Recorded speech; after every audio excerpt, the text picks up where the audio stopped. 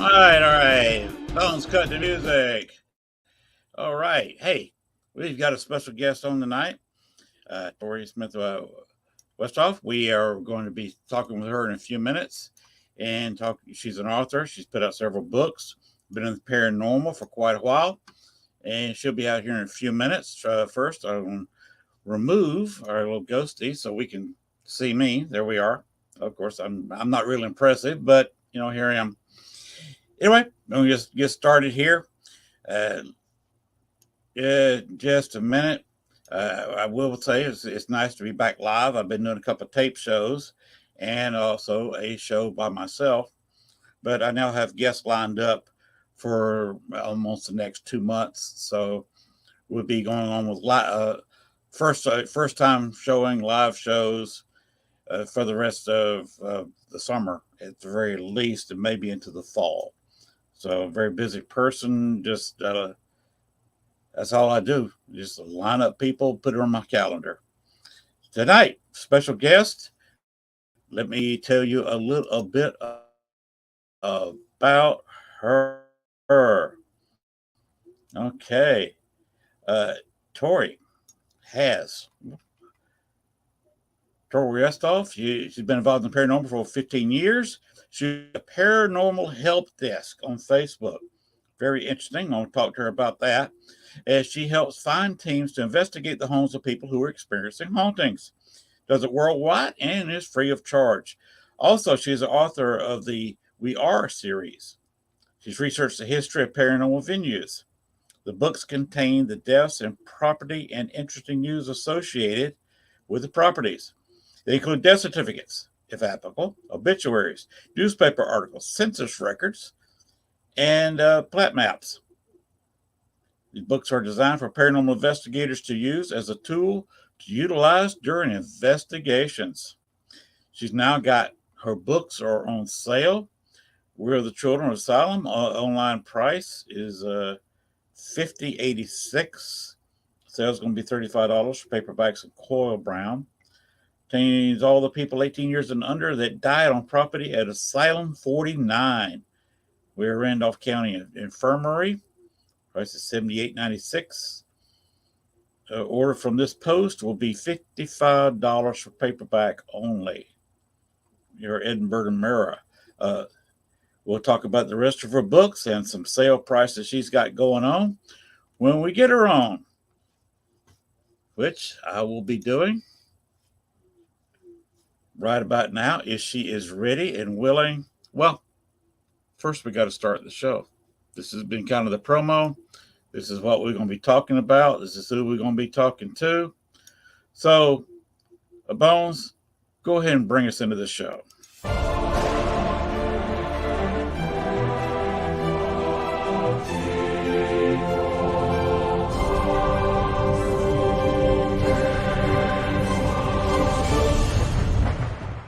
Warning, the following video contains strong language which may be offensive to some viewers and or inappropriate for children. The content within this video is intended for mature audiences only. Southern Fried Paranormal with Len Dorman featuring Bones. Catch us on Spotify, iHeart, iTunes, Spreaker, Facebook, Stream, and everywhere else you catch your podcasts. And of course, WLFD-DB.com. Now, from the backwoods of southeast Arkansas, right beside the Bayou Bartholomew, the longest bayou on the planet, broadcasting from downtown metropolitan Cane Creek Township, here is your host, Len Dorman.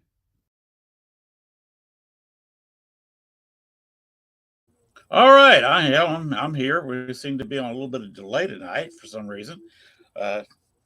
I'm had a show last night. They were having issues between the network and Facebook and YouTube. So I'm hoping we don't have those issues tonight.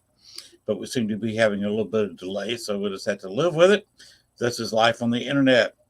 Anyway, we have a very special person. I've talked to her about a little bit about a bio, what I live by, bio, and a few things she's done and written, and we're going to be definitely delving into that tonight.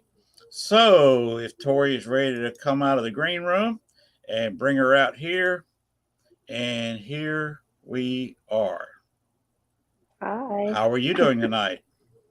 Oh, not too bad. First, I want to say thank you for having me on. I appreciate the opportunity for sure.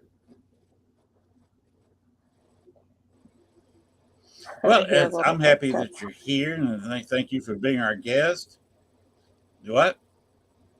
Oh, I hear little footsteps.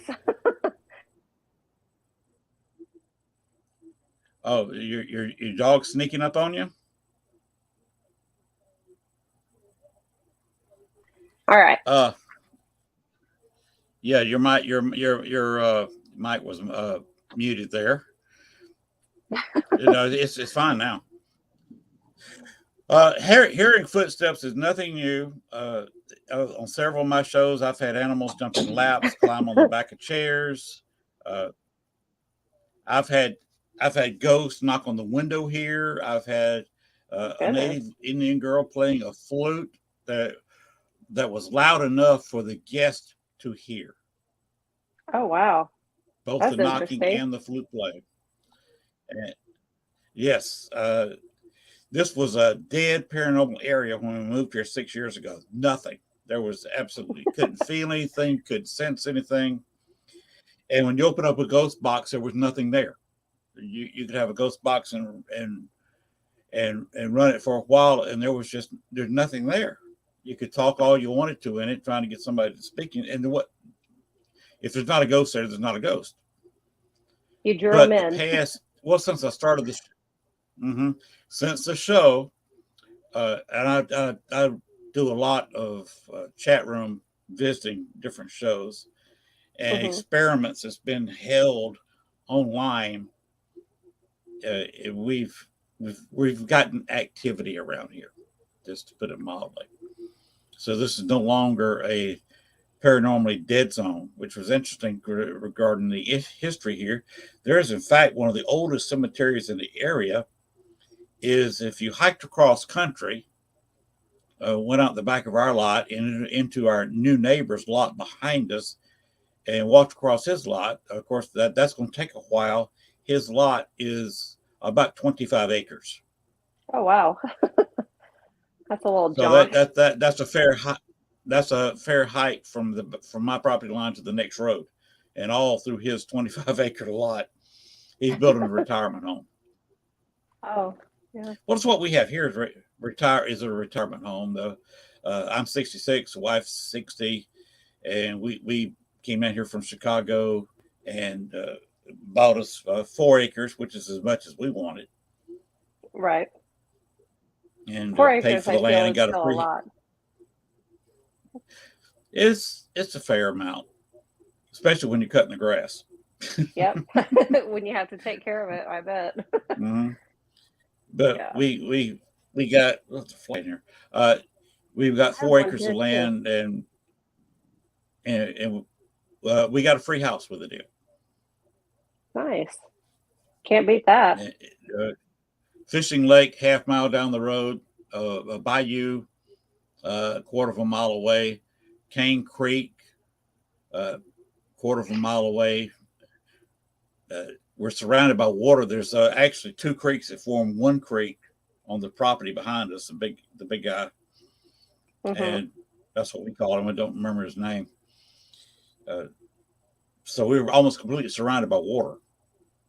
Oh, wow. The neighbor across the street the other way has got a creek running the back of his place that eventually winds its way to the fishing lake down the road. Wow. So almost completely surrounded by water. Essentially, the lake's artificial. That was man-made. They built a dike, a levee, what do you want to call it, and blocked up a little bit of the Bartholomew Bayou and Cane Creek to form a lake. And this was, of course, Native American highways. Wow. So this is all cool. Native American transportation area and hunting ground. But that's enough about me. We're here to talk about you. I don't know that I'm quite that interesting. Well, we've only been living here 6 years. It's been interesting so far. But how did you get involved in the paranormal?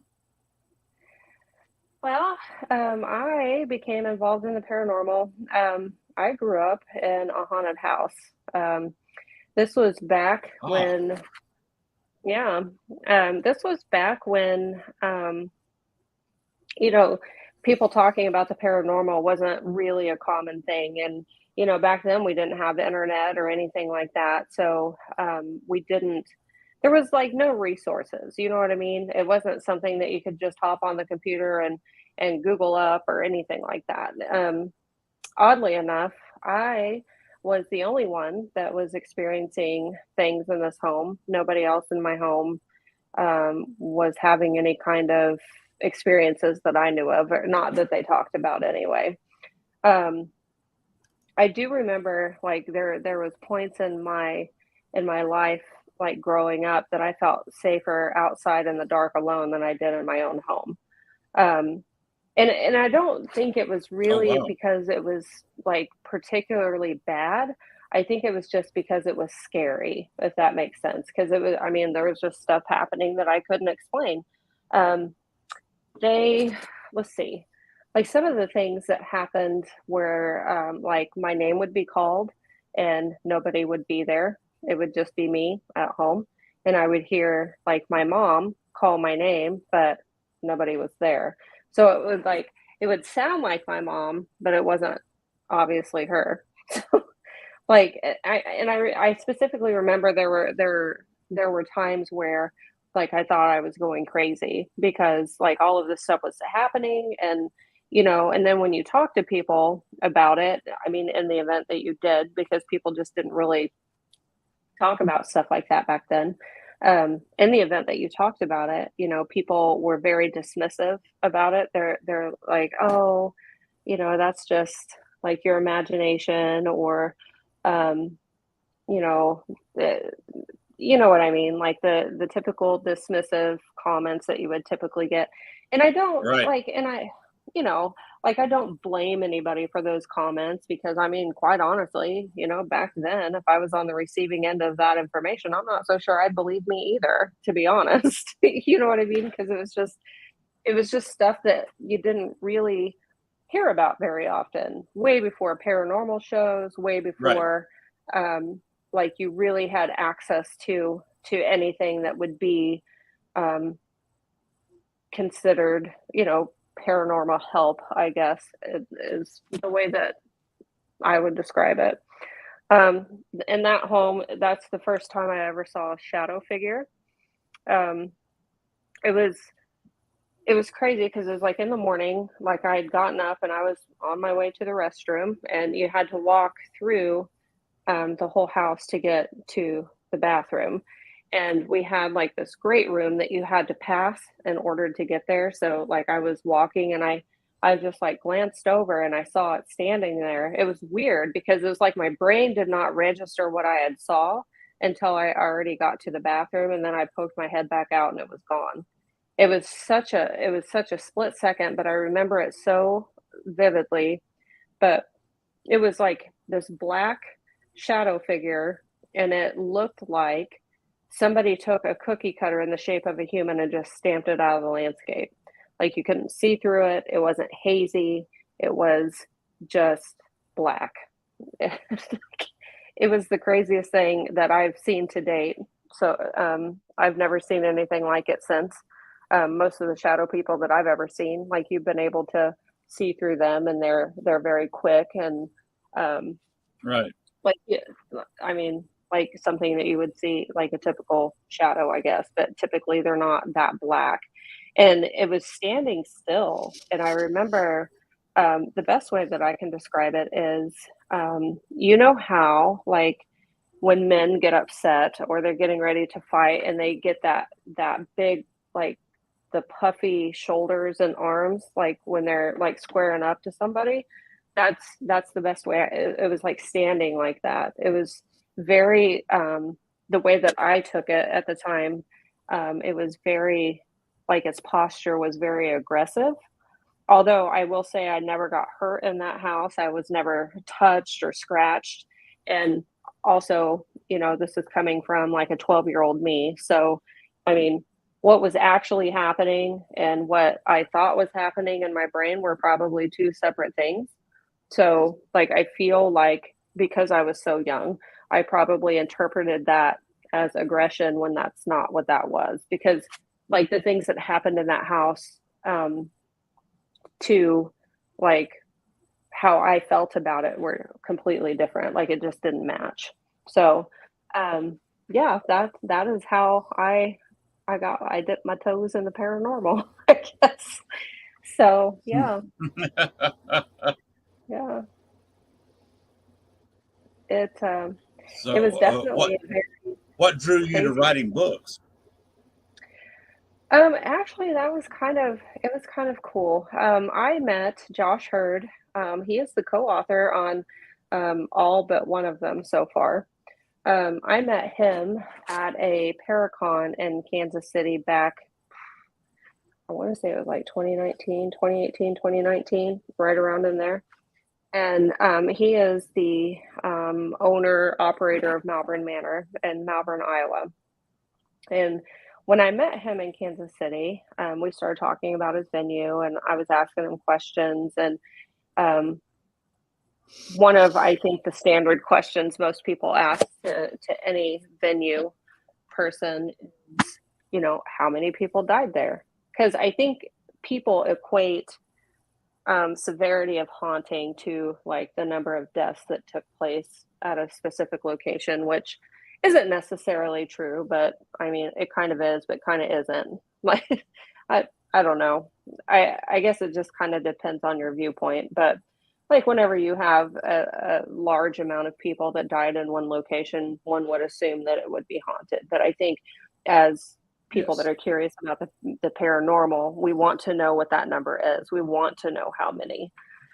Because I think that in our brains, that kind of like, oh man, that'd be really cool because that's a lot of people that died there or whatever. But when I asked him, he didn't know. He wasn't really sure, and I started to look into it just because I'm that person. Like, I love history, and I believe with the manor, we ended up with, I want to say 168 deaths, I think. Don't quote me on that. I don't have a copy of the book with me, so I can't look. But that is actually a lot of people for like a really small town. Malvern, Iowa is not very big. It's one of those towns that, it's like No. the down home, like small, tiny towns that exist in Southwest Iowa that, most people probably never would have heard of if it wasn't for the haunted manor there. But I approached Josh one day and I said, like, what if we took all this information that we know and we put it in a form that people can look at it and they can use it and they can, um, it can be helpful. And I'm a big fan of doing memorials for the dead because, a lot of people, especially when they die, decades ago, um, a lot of people sadly are forgotten and their stories are forgotten over time, which I feel like is kind of a natural progression of things. Once you're dead for 75 years, people don't really, I mean, all the people that directly knew you likely or have passed on themselves and stories get lost, in time. And I just feel like those stories are important. And that is how the We Are series was born, was just based off of that concept of, like whenever you go into a haunted venue and you get a name on a spirit box, it would be cool to know who you're talking to, and it would be cool to know like their history if you had access to it, and like their husbands' names or wives' names, their children, where they were born, just all of the things I feel is helpful not only to paranormal research, but just establishing that rapport with somebody that you may be communicating with. I mean, I feel like it would make not only you more comfortable, but spirits more comfortable as well, because they were once people, and they lived most of the time anyway. Right. They were people. So that is how we came up with the We Are series.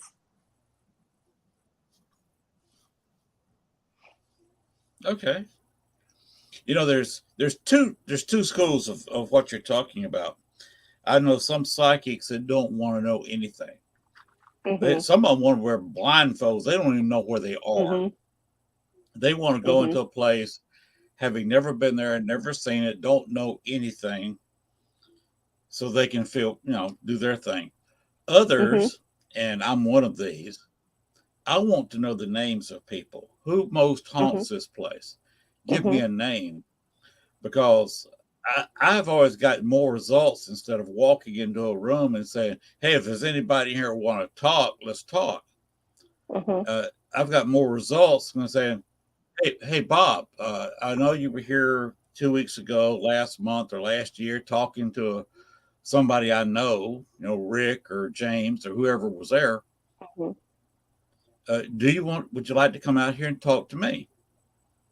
And you've addressed them by name, and they tend to answer more when you call them by name than if you say, Mm-hmm. "Hey, is anybody here? Let's talk."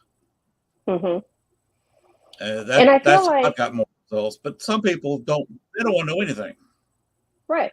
And I feel like these books would help in both scenarios, because like whenever you have a psychic that comes in and they walk a building and they start talking about like the spirits that they come across, be like, oh, here is somebody named William, and he died in 1975, and his wife's name was Doris, or whatever the case may be. um, After they're done doing that walk, you have instant feedback, because it's all in a book, or at Yes. least all the ones that we could find at the time of publication. So that not only validates what they're doing, and it validates just the spirits that are there, and to me it just validates a lot of things. And then not only that, but if your medium got all of that information just from like a basic walkthrough read, now you have something else to build on, because now you have access to the obituary or the death certificate or whatever it is. And it'd be like, oh, I see your mom's name was whatever, whatever, your dad's name was this. And I see that you lost a sister and when you were 8 years old, or whatever the case may be. I feel like it provides topic of conversation, and just like I said, establishing that rapport with the dead or with whoever you're communicating to, and it gives you information I feel like you might not otherwise have. Now, I will say that every death that occurred at these properties is not in the book. I don't feel like it is even feasible for me to be able to find every single one. And in fact, I mean, with Malvern, I'm currently working on a revamp of that book. I've learned a lot. Malvern was the first one, and Asylum 49 was my most recent one, and I have 3 in between, and I've learned a lot since my first one. So I'm in the process of revamping Malvern as well, to include a lot of the things that I didn't think of until later books. But I just I it's just impossible to find every single death, I think. And I've actually come across a few that I have actually 10 more that I need to add to Malvern Manor, that I didn't find until after we published um, We Are Malvern Manor. So there are names missing, but I feel like I probably have the lion's share, I guess is what you would say. And depending on the location and where you're at determines kind of the information that you get. Not everybody had an obituary. Some of these people didn't even have family. It was just them, and they, like Edinburgh Manor, which I'll show you guys here in just a minute. This was an old poor farm. So sometimes some of these people, the only life they knew was within the walls of this institution, and the only families that they had were the people that resided with them all the years that they were in there. So not everybody had obituaries, and not everybody had, sometimes all I have is a death certificate. And that's kind of like where it gets tricky too, depending on the state. Some states don't release death certificates until somebody's been dead for 75 years. So that, like, Iowa is one of those. And so for like Malvern Manor, that didn't become a nursing home until the like 1970s, right around in there, 1960s, somewhere around in there.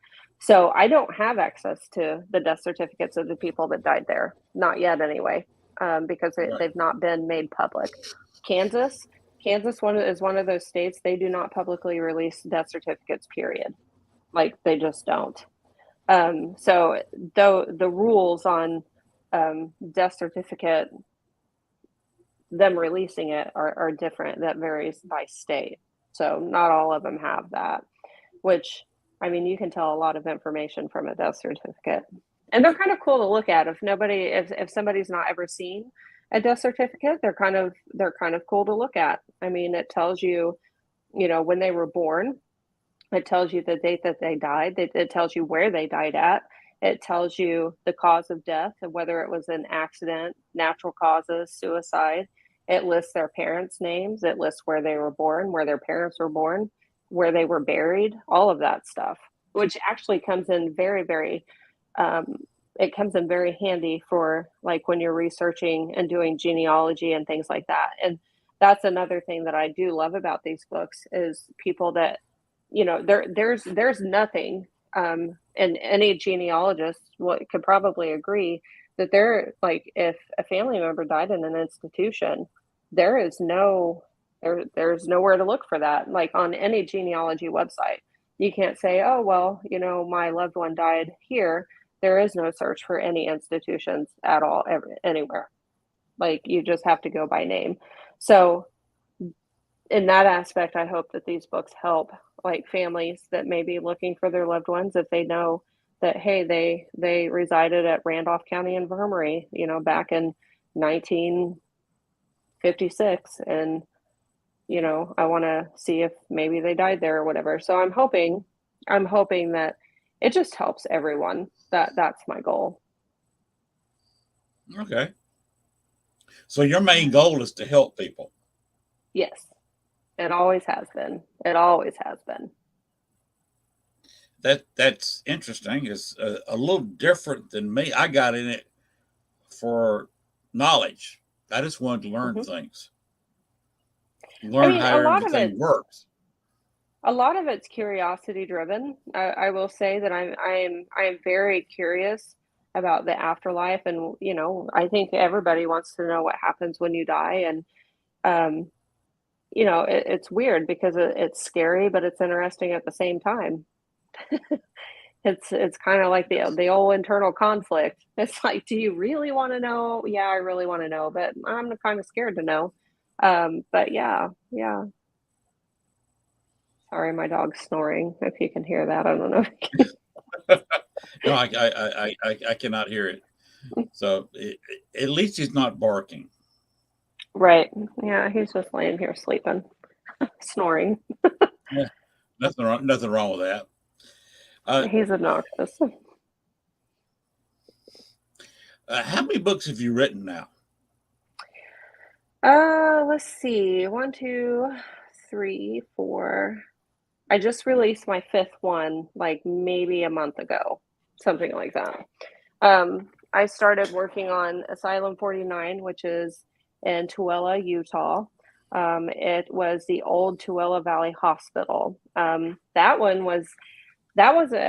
an interesting one because there is a lot of deaths. I actually have to take this book and split it up into 5 books total because there are so many of them. Wow. that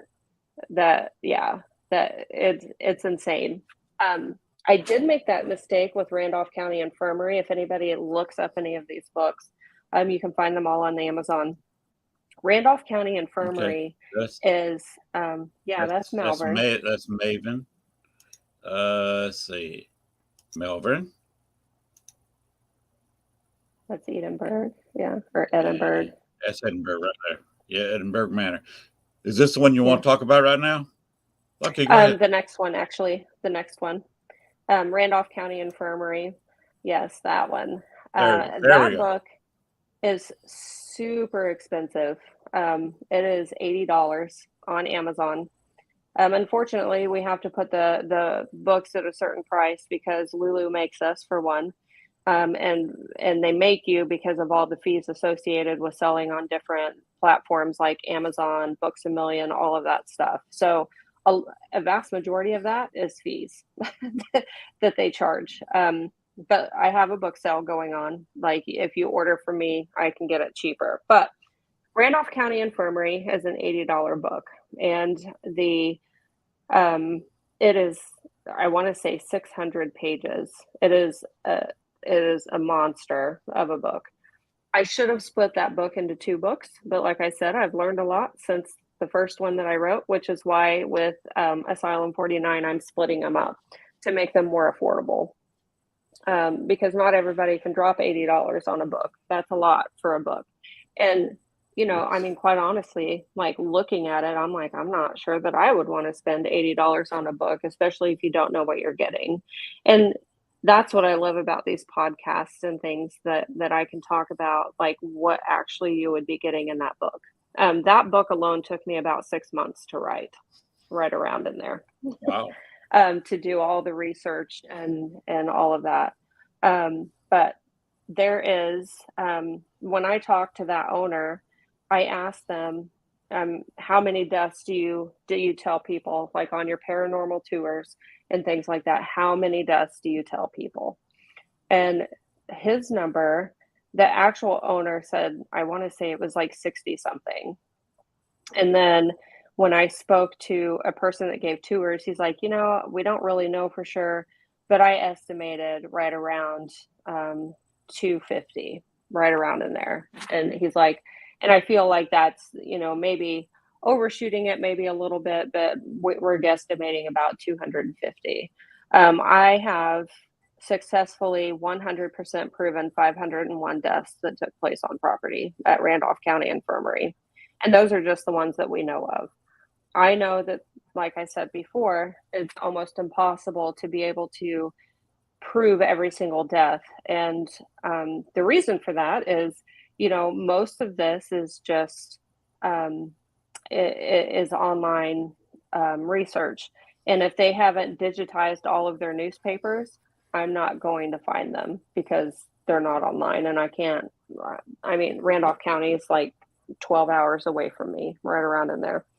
And that would be expensive. You drive 12 hours, and then it may take you a couple of days. So you got to get a hotel room, and you got to pay that. That's it. That's $80 to $150 a night, depending on where you stay. Yeah. And you got to say 2 or 3 days, 2 or 3 nights, so you can work all day to get your information from a courthouse or something. That can get expensive in a hurry. Yeah, it can. It can. So I rely mainly on digitized newspapers and like death certificates. Randolph County Infirmary is in a state. It's in Winchester, Indiana. They're in a state where I found death certificates all the way up like into the 80s. It just depended on the person, but I was able to find a vast majority of the death certificates for that location, fortunately. I want to say the United States didn't start keeping death certificates until probably like 1899, 1900, 1901, right around in there. So death certificates weren't even a thing prior to that. A lot of the poor farms, which Randolph County Infirmary was an old poor farm / insane asylum / tuberculosis hospital. I believe that venue was erected a couple of times. They tore down and rebuilt, but I want to say it was like 1860. So prior to 1899, you don't have any death certificates, and if they didn't write it in the newspaper, and then you didn't know about it.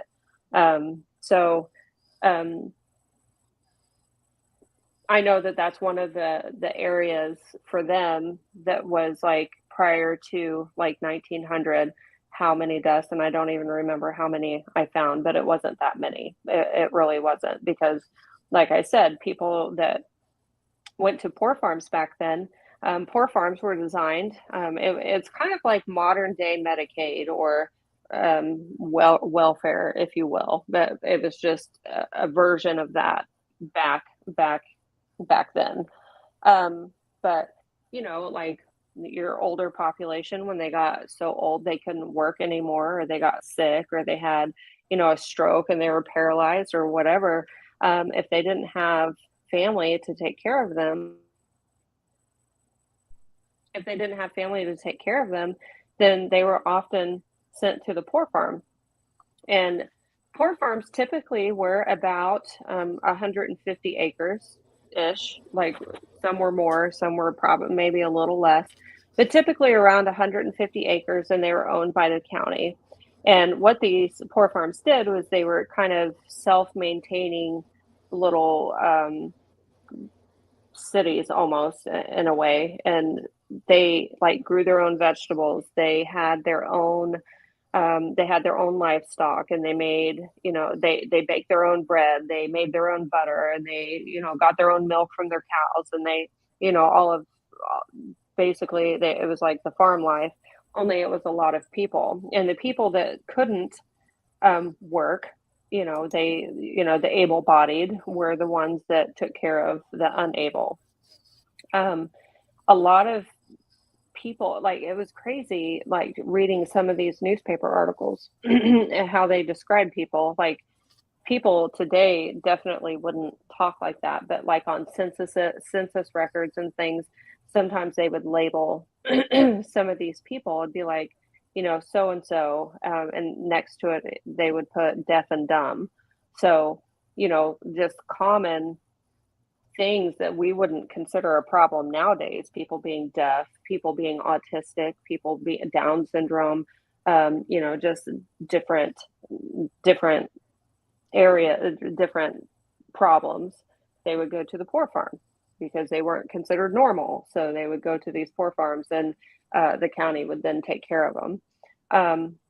Also, the poor farms kind of worked as an overflow for insane people. If your asylums were full, then people that were deemed insane would be on the poor farm. And they called them inmates, which I found rather interesting. They call them inmates because they are basically property of, or wards of, the county, if you will. Some people, went in when they were sick and got out when they were better, and they went on about their lives and did well for themselves or whatever.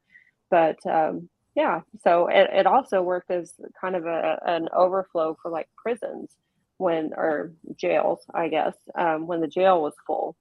Sometimes prisoners would be sent to the poor farm, and that's where they would stay. Lots of stories. Every poor farm had a poor farm cemetery. Most of the cemeteries, I know, Randolph County and I believe Edinburgh both, were unsure of where their poor farm cemetery was. A lot of times the poor farm cemeteries are forgotten and they're farmed over now. They've not been maintained. There's just bodies out there laying about.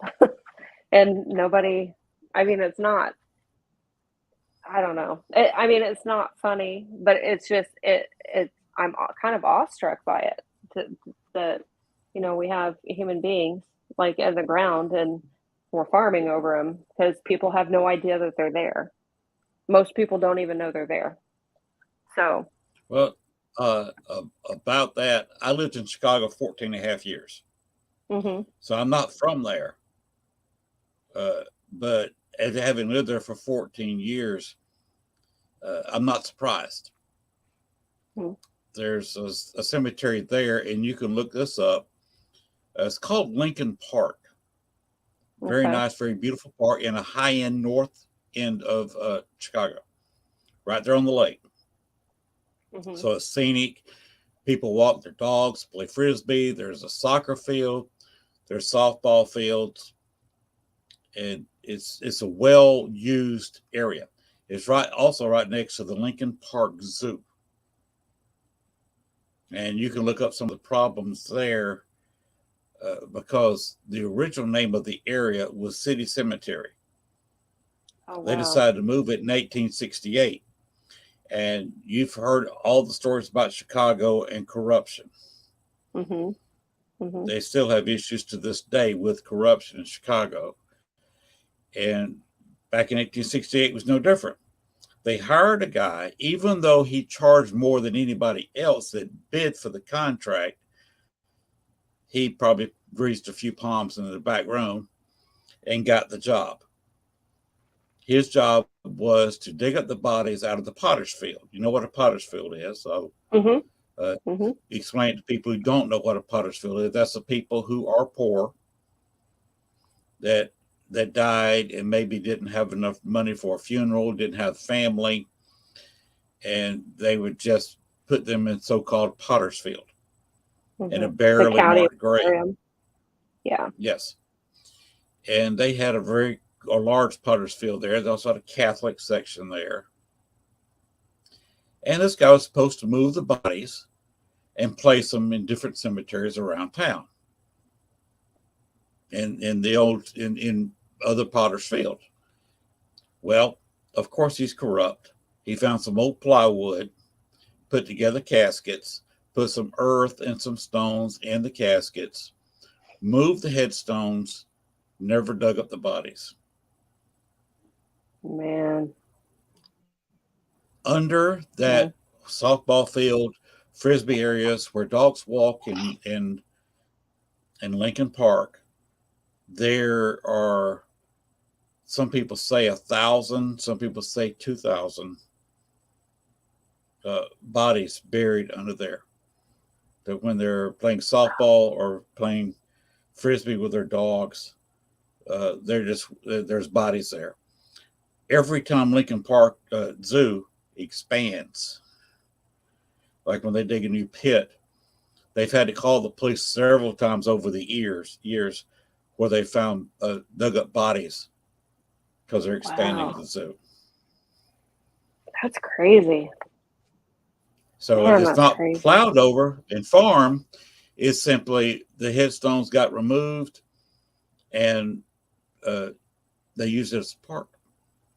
A very beautiful, very highly used park. And hardly anybody that goes there knows the story of the fact that they're playing in what used to be a cemetery where not a whole lot of the bodies got moved.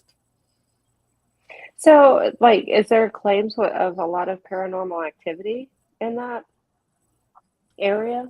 You're talking to one of the few people who's investigated it at night.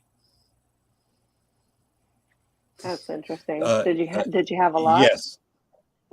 There's a bridge close by that is called the Suicide Bridge because it was a popular area 75, 80, 90 years ago for people to commit suicide. And my friend Dale Kazmarek, he's been investigating since the early 70s. I was still in high school, and he was already investigating paranormal in Chicago, and I was still learning how to drive down in Columbus, Georgia,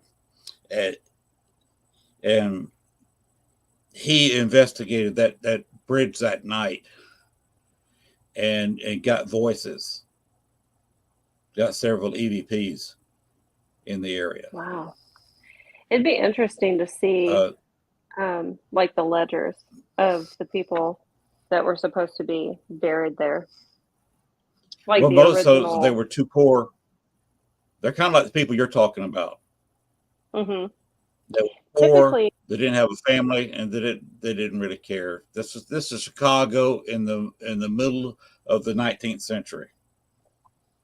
all, as far as I know, all cemeteries have to have like a record of who is buried on these properties.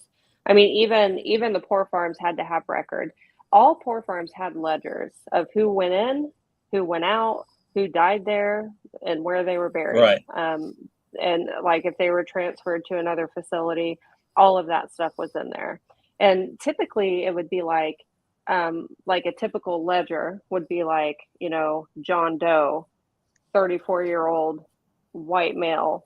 And then it would have like the reason why he was there. Most of the time it would be, whatever, insane, or they called it deaf and dumb, or poor. No, I mean, there's people there that were just flat out poor. They just didn't, they couldn't make a living. And also people with ailments like alcoholism, stuff like that were also there. But these ledgers, a lot of times over time have been lost. There are very few historical societies that have these ledgers anymore. I know for the county that I live, I've looked into ours, and our ledgers no longer exist, which is sad, because it would be interesting, because I'm about 90% certain I know where our poor farm is, or where the poor farm cemetery is, and it is in the middle of a cornfield. So, like, I know there's bodies out there. I know there's bodies out there, but we don't have any ledgers, so we don't know how many are out there. Kansas doesn't release death certificates, so I can't look up and cross-reference census records, because I would cross-reference a census record name to a death certificate name to see, like, the death certificate would list where they were buried at. Actually, I can show you.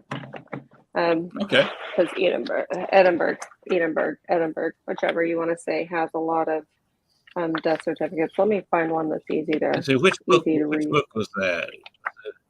No, that's 49. It's that one. Okay, the black and white one. I forget which one that is. It's the third Not one. that one. I just put them in the order that I did them in. Yeah. Let me find one that's easy to read. Okay. Here is a death certificate from 1920. Okay, just shove it up to the camera and we'll see what we can see. This is for John Bruce. I can't really see what I'm doing. So it tells you, like, at the top, on the other side of my finger, it tells you, well, right here, it tells you the county, and sometimes the township that they died in. It tells you, like, their full name. Over here, it tells you their date of death. And over here, it tells you, like, their birth date. This tells you, like, their sex, their race, and whether or not they were married or single. So, at the time of their death, whether or not they were married. Down here, it tells you what their occupation was when they were living. Here, it lists, like, their mothers, or their mother, their father, where they were born. Up in here somewhere, it also tells you where the decedent was born as well. Down here, right here, this tells you the cemetery that they were buried in. So this tells you exactly where they were buried. This tells you what mortuary handled their death. And then, like, over here in this box is their cause of death. And they're not all set up the exact same way. They've kind of changed over the years, but the principle's the same. It tells you whether it was an accident, whether or not it was a suicide or natural causes, and like their cause of death, and then the doctor that signs off. It also tells you whether or not they had an autopsy done. So if they went to a medical examiner's office and had an autopsy done, it would tell you on here that they had that done. So that would also lend to another record that could be found that may or may not be helpful, depending on what you're looking at. Like, if you're looking at, like, a murder or something like that, then obviously that would be helpful. But yeah, these books, Edinburgh, however you want to say it. This is like the best example that I have. These are the ones that were very, we love the spiral bound. And I'll tell you why we actually made spiral bound. It is so whenever you're investigating or you're at this location, and let's just say that you get a name. Let's say that you get Louisa Marcellus. So let's just say that you come in contact with this lady right here. The spiral bound is designed so that it will stay open whenever you're using it. You can either flip it or you can lay it flat down, but it will stay open to the page. There's always room on all of these pages to make notes for whoever you're talking to if you want to make notes. They're designed to write in. We actually have, I think on this one we did, on the smaller ones we made note pages, but I think we kept them out of, nope, they're there. So we have a note page in the back. These are 100% designed to write in. These are like manuals. Every person in here, every death in here, you'll notice on the bottom right-hand corner, there's a name. All of these deaths are in alphabetical order by first name, and it appears in the lower right-hand corner. So if you get the name Robin, you can look through the premises. You can just flip through the bottom right-hand corner to the R's and find Robin, flip it open. In the event that you get a last name only, there are indexes in the back of this book that put them in order of by alphabetical order by last name. They put them in, we put them in alphabetical order, in order of month of death and order of year of death. So if you get a year and you get a last name, you can either look it up by last name, you can look it up by year. This was also designed to run experiments. Did more people die in September over the years than they did in October? And why is that? Can we ask those questions? That kind of thing. All of these, like I said, any information that I could find on them, it was put in this book. This one right here, this is their find a grave information. So it has a picture of their headstone. It has, this one doesn't have it specifically, but a lot of these find a graves that has their plot number, so that you'll be able to find them in the cemetery that they're buried in. So you'll be able to go directly there if you want to go to the grave and talk to them or whatever. So like I said, these were designed for paranormal investigators to know who they're talking to. And, Right. you know, not everybody has it, but yeah, that was the whole design, was to make it as efficient and as useful as possible. And also with all of these deaths, one thing that I made a point to do, and that I did, if they didn't have a find a grave, I created one for them. If their information was incomplete, I uploaded all the newspaper articles that I could find up to their find a grave, so that if their family's looking for them, they have access to that information as well. I updated every single find a grave that I could find that was incomplete or that lacked information. So I did do that as I went through, and that also made it take a little bit longer. We do sell paperback copies. They do not work as well. As I said, the whole idea is for them to stay open. When you get to like the front part, it just does not. So that was the purpose of the spiral bound. This is the newest one. We are children of Asylum 49. Asylum 49, this is all the children 18 and under that died in Asylum 49. A lot of death certificates in here. We do have, if I found pictures of them, I was trying to see, oh, there's one.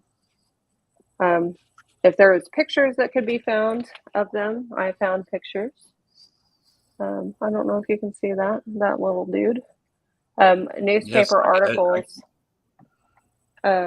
everything that I could find regarding the death of that child, I put in here. If there is like, for example, one story in here, there was a little girl, and I forget her name because all these names run together. I want to say her name was Denise. Let me look here. I can't remember what her name is, but she was only 5 years old, and she had muscular dystrophy, I want to say, if I'm remembering correctly. And she passed away, and 28 days later, her infant brother died as well. And then 3 years later, their mother committed suicide, I'm assuming because of the deaths of her children. Their mother's death certificate is in the interesting news section. So you have everything about their mother as well in here.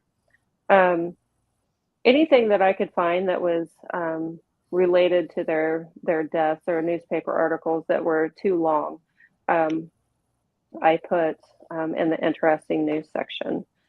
So there are, like I said, there's a lot of newspaper articles. All of my sources are cited. All of this is information that anyone could find online. So if you wanted to find this newspaper article yourself, I tell you what issue I got it out of, the date, and the page that I found it on. So it's all right there. My sites that I use mainly are just like genealogical websites. Find a Grave, newspapers.com has been my lifesaver. Like this one. There's a picture of the car that she died in, and her death certificate and her article. But yes, so this book is all the children 18 and under that died at that hospital. This also includes like stillbirths and things like that. Kids that were born prematurely that passed away or had genetic abnormalities that passed away. But I do know that one of what I call resident spirits, and we do have resident spirit sheets. I don't for Asylum 49 because there wasn't really that many, but your resident spirits, they are basically the spirits that most people come in contact with when they go to a venue.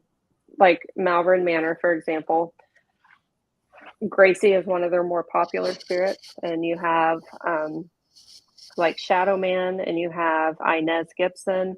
All of those we call resident spirits. And these resident spirit sheets that I do in most of these books, like this one for Edinburgh, it tells you the spirit name at the bottom, and then it tells you in their little bio what kind of activity you can expect from them and where to find them in the building from the front door.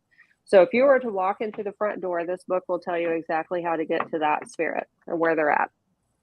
So I did that because, most people, whenever they hear of a haunted location, they're like, oh, like I want to experience, so-and-so, or, they hear cool stories of their most interactive spirits.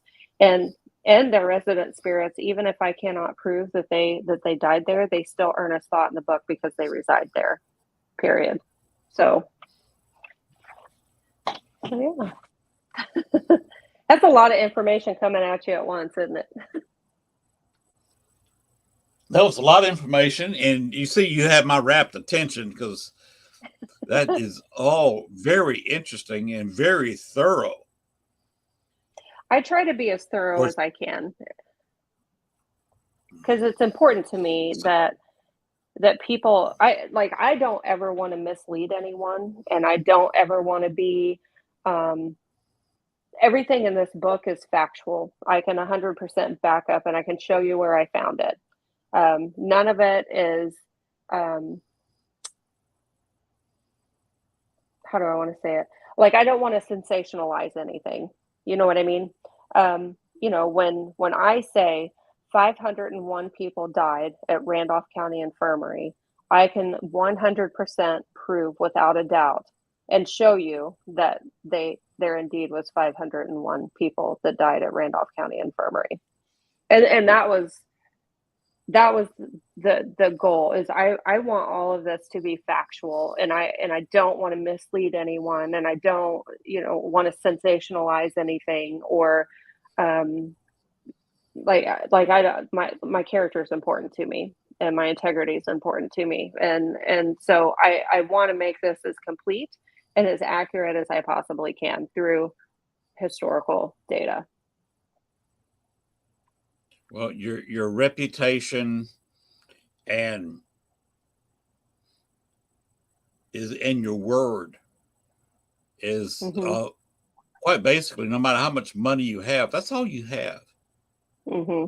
Because if Yeah. people find if they can't trust you, all Mm-hmm. the you could be worth billions of dollars, and those people are still not going to trust you. Yep. Yep. And so So, your and it's integrity and your word means a lot. and also it's important to me to be able to tell these stories.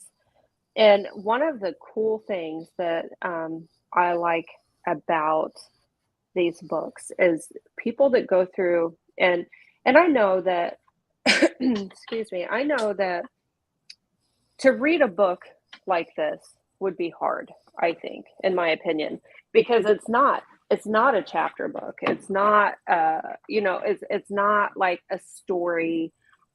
It's basically you're reading a bunch of pictures, and there's like some newspaper articles, and people that don't like to do that may not appreciate that. You know what I mean? But I will tell you that in these books, there's stories and narratives that start to form. Malvern Manor is one of my favorite examples of that, because you will see, like if you go through and you read like the obituaries, you will start to see like these stories that start to come to the surface.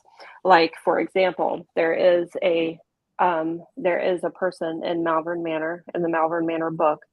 Him and his wife, I mean, they got older and they couldn't keep up with their housework anymore, and they couldn't maintain their farm, so they sold it and they moved into what it was called Nishna Cottage back then, the nursing home. So they moved in there, and his wife ended up passing away on property. And then he met his second wife in Nishna Cottage. He met her there, and they got married. And then he ended up dying at the nursing home, and she ended up moving away to a different nursing home. But you'll see stories of like you'll see like on their obituaries, you'll see like some of the pallbearers were other residents in the home. They very much were like a little they were like a little community, which the Malvern Manor news book, that was before we kind of decided to start looking into other venues. But the news book contains like all of the newspaper articles that we could find from the time that the building was erected back in like 1860 until the time it closed down. I think in 2004 is when it closed down. And it went from being the Cottage Hotel to a couple of different other hotels, and then it transitioned into like a nursing home, convalescent home. There are a lot of indicators that this nursing home participated in what we call comfort care today. Comfort care is basically somebody that is dying, they're actively dying, their prognosis is grim. Let's say that they had a stroke, and the doctor says they're not going to recover from this. They're actively in the dying process. So they would take them back to the nursing home, and they would do whatever they could to make their last days as comfortable as they could until they passed away. So Kind of like hospice care. Mm-hmm. Yeah, and it was like in the nursing home setting. So there are there every indication leads to that they were participating in like the comfort care protocols and things like that. Because you'll see like announcements of people because they had like a little section in the newspaper where they say, so and so was admitted, or we have a new resident, and then 4 days later, it's like, sadly, our resident so and so passed away yesterday or whatever. So they definitely were participating in comfort care. And there's a lot of, I don't know, if you were to read it cover to cover, there's a lot of really cool stories. And Josh and I kind of like, we haven't really said a whole lot about the stories in there. Just trying to see if people connect the dots, you know what I mean? Because it's cool when they do, because it's really cool. We had there's a lady that died there. She was a singer, and actually one of the schools in Malvern was dedicated to her and her husband. And she, when in her younger days, she would go to the nursing home and she would sing for the residents there. They often had like little get-togethers where people would sing. They would have performers come, and she was one of those. And she would come and she would sing for all of the residents, like a little concert type thing. And then when she got older, she entered the nursing home and she died. And there actually is a singer in in Malvern. Josh has tested it. Actually, let me see if I can pull up this. I'll show you a little TikTok that was actually the singer, if you're interested. Let me see here. I'm listening. Let me find it. Okay. Oh, while you're finding it, let me go. It's halftime. So I need to show a few pictures off here. Yeah. Of places while you're looking that up. I'll just talk about this while you're searching. This is coming up pretty darn quick. 23rd, I believe that says. The 8th Annual New Jersey Para-Unity Expo. The owner of this network, WLFE-DB, may or may not be there. They thought it was this fall. It's not this fall. It's this summer, and it's this month. So I'm not sure if they're going to make it there or not.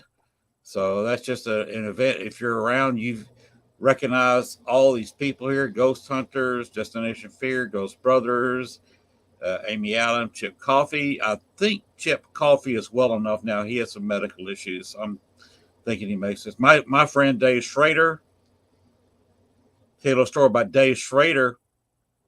He was, of course, running Darkness Radio for so many years.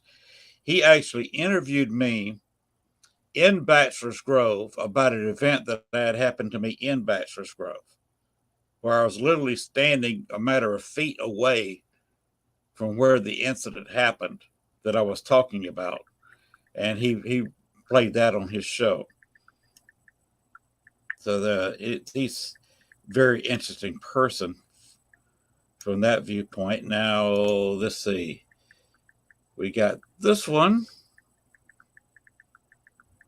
It's also coming up pretty darn quick next weekend, which is a horror fest down in Houston. So I'd say go look that up. Houston Horror Film Fest 2022. Look it up if you're into horror. One of the ones coming up a little bit further down the road, Non-Com 3. That's coming up in September, I believe. And that's another event that if you're in that area, if you're into that kind of thing, that would also be a place to go. Pottstown Elementary School. And then later this fall, I will have the person who runs this event, I believe, this October, I will have her back on the show again, and we will be talking live about this show out west. Okay, and here's one that is run by a former guest of the show. He said he had a good time. We kidded around a lot. Meryl Springs Hotel in Alton. You ever been there?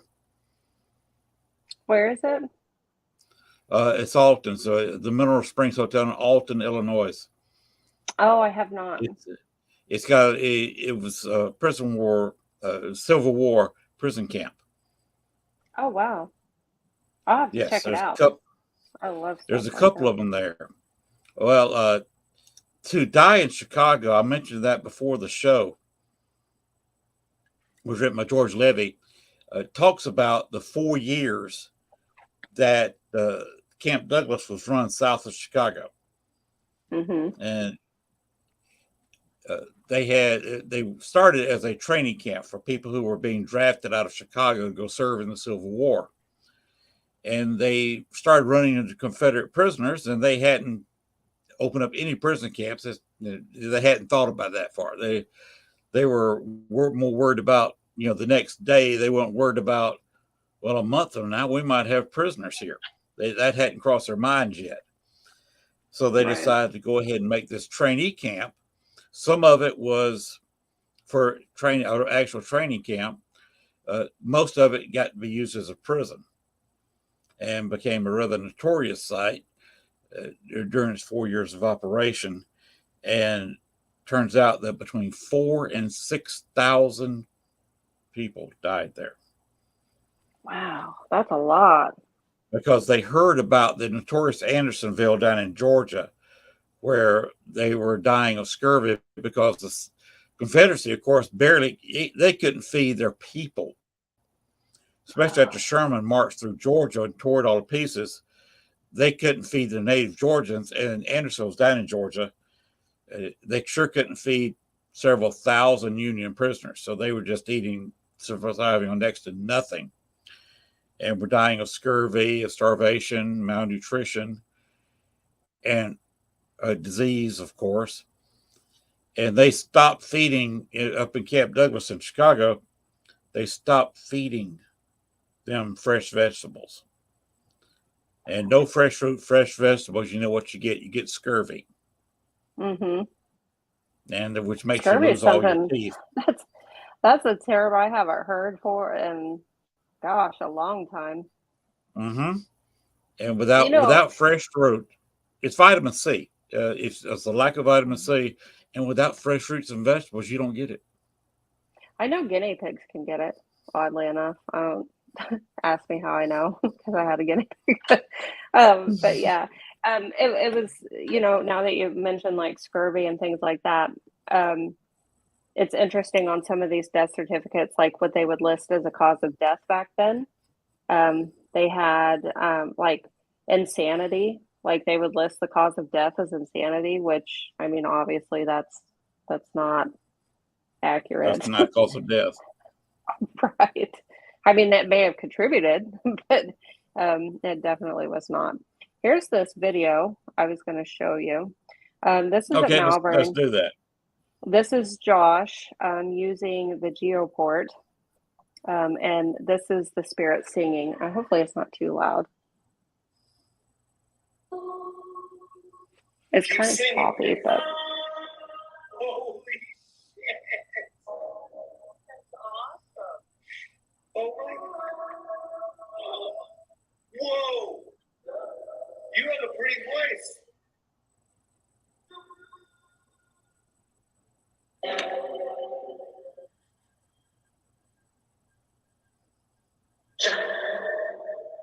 You have a really pretty voice.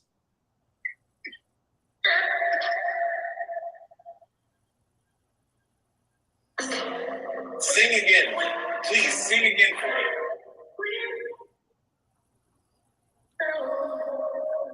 Wow. So cool. Oh my fucking God. That is amazing. I love it. But that was his singer.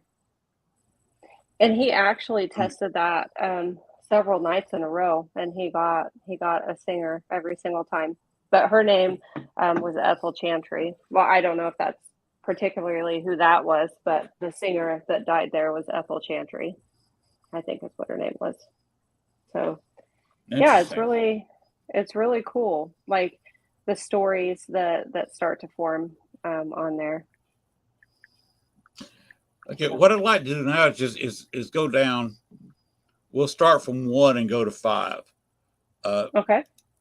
What's something people would want to read about here in number 1? Number 1, I think that like some of the most interesting things in there were like the obituaries. That's when you see like stories starting to form of like people cohabitating in a nursing home. Um, they were very much, they participated in like party type things. Like Christmas was a big deal. You know, holidays were a big deal. One of the things was like for Mother's Day, all of the men in the nursing home would get together and they would make breakfast for all of the women that lived there, and vice versa. When it was Father's Day, all of the women would get together and make breakfast for all of the men that lived there. They and the nursing home, they took them a lot of places. They participated in like the fairs, and they had hot dog roast in the front yard, and they very much celebrated whenever they had the opportunity, and they all cohabitated quite well for the most part. That is one of my favorite parts about We Are Malvern Manor is the fact that it was small enough that there was just all of the stories just intertwined, and it's actually really beautiful to read once you catch it, in my opinion. Okay. And would you like to get this book? Will people need to contact you or contact Yes, Amazon or? yes, they can. All of these books are available on Amazon. Like I said, for now I can get them cheaper for you. So I'm doing the book sale right now, and I'm looking back at the post because it's hard to keep track of all this. This book right here in particular on Amazon is $39.84. And then if you order from me, if you contact me, send me an inbox, I can give you payment information. I can get you this book for $30, and that's with shipping, free shipping. Okay. Mm-hmm. Let's go to number 2 here, which is this one. Malvern Manor News. There is a lot of really cool things in this book. Some of my favorites are that building served as a lot of, like I said, it served as a lot of different things. It originally was the Cottage Hotel back in like the 1860s. It was like the second building, I think, that was erected in the town of Malvern. In this book, you will be able to read articles about like births. Babies were born there, weddings took place there, funerals took place there. There were obviously, with the We Are Malvern Manor, the deaths that took place there. But one of the cool articles that I really love about this is in Malvern Manor, we have a little girl, or there's a little girl named Inez Gibson that resides there. She's 12 years old. She did not die on property. Nobody really knows why she's there, but she is. She actually died. I would have to ask Josh for sure, but I think that she died either across the street or catty corner from the manor. But nobody really knows why Inez is there, and she's one of probably the most active spirit that is there.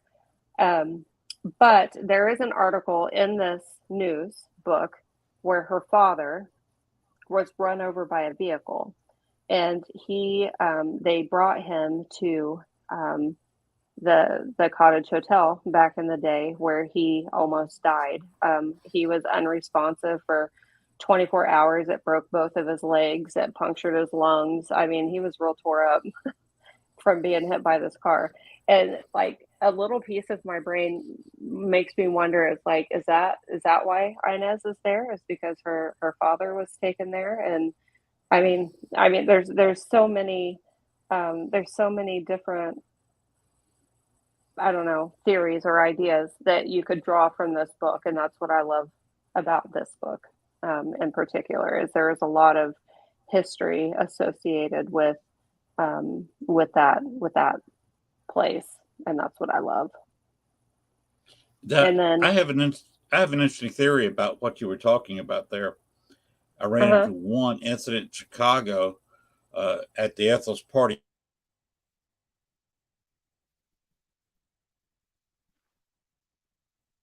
Uh-oh.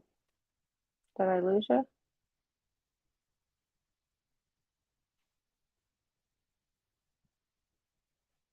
I'm going to send you a chat here.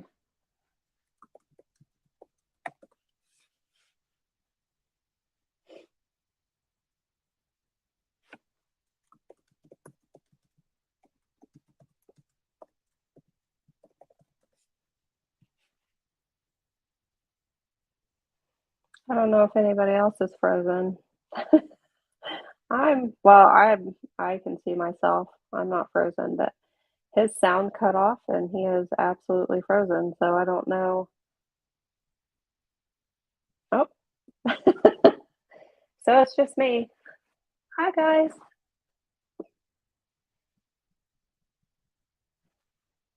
We'll make this show interesting, I guess. I was peeking around the thing. I was like, oh no, it's just me. I had a major crash. Everything went down. I used Microsoft Edge, and I had to relaunch and then hit restore to get back. For some reason, I had a browser crash. I've never had that happen during the show. Maybe it's because you're getting ready to share information. Yes. I was keeping them entertained. It's fine. Okay. Anyway, it was at the Ethel's party bar where Bruno Rodu's holding several spirits hostage.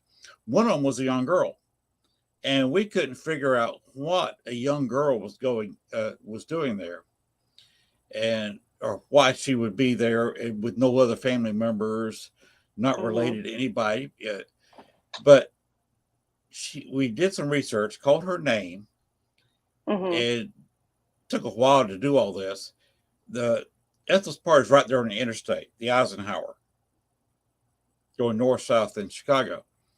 This is Ethel's party was maybe a mile from where the White Sox play baseball. In fact, a lot of their business came from people who were going to the baseball field. They'd go there, have a few beers, and go down to the baseball game and drink some more beers. Right. But we found out there was a wreck right in front of where the bar is, down on the Ike. That's what we call the Eisenhower. And a girl by that first name, her whole family was wiped out. Oh, wow. And for some reason, only her spirit, I guess maybe she was the first one that died, or maybe the last one that died and just didn't zip away with the rest of the family. But she went to the first place she saw somebody.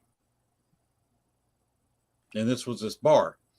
There were people living upstairs. In fact, when it was a funeral parlor, the mortician lived upstairs. It's a 3-story building. So they had 2 floors that were actually set up as apartments. And I guess that's the first place she saw where there was people, and went there and became stuck in there. That makes sense. I mean, to me, yeah. And so it could be that maybe for some reason this little girl died, and it may have been with close to the place or wherever, and this was the first place in her memory from her dad being there. Yeah. And there she went, maybe looking for him, and that's how she ended up there. Part of me also wonders with Malvern Manor, there's another little girl that died. She died actually on property. She is also 12 years old, Eunice Stamper, and she died of diphtheria. She was quarantined in the cottage hotel.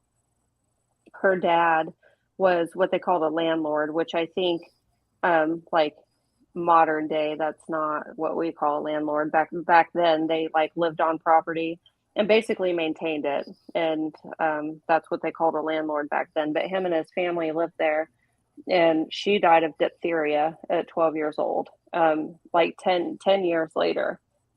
from Inez. And, part of me wonders, it's like, do the two girls, do they, I don't know, play together? Do they, hang out with each other because they're the same age? I don't know. Like, that's one of the reasons why I think maybe Inez is there. I mean, I don't know for sure. That So could be why she's there. She's the first person she saw anywhere near her age.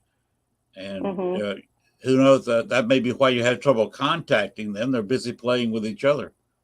Yeah, And maybe Inez if you is open up a very ghost much. box, Yeah, you might could hear the two of them talking with each other.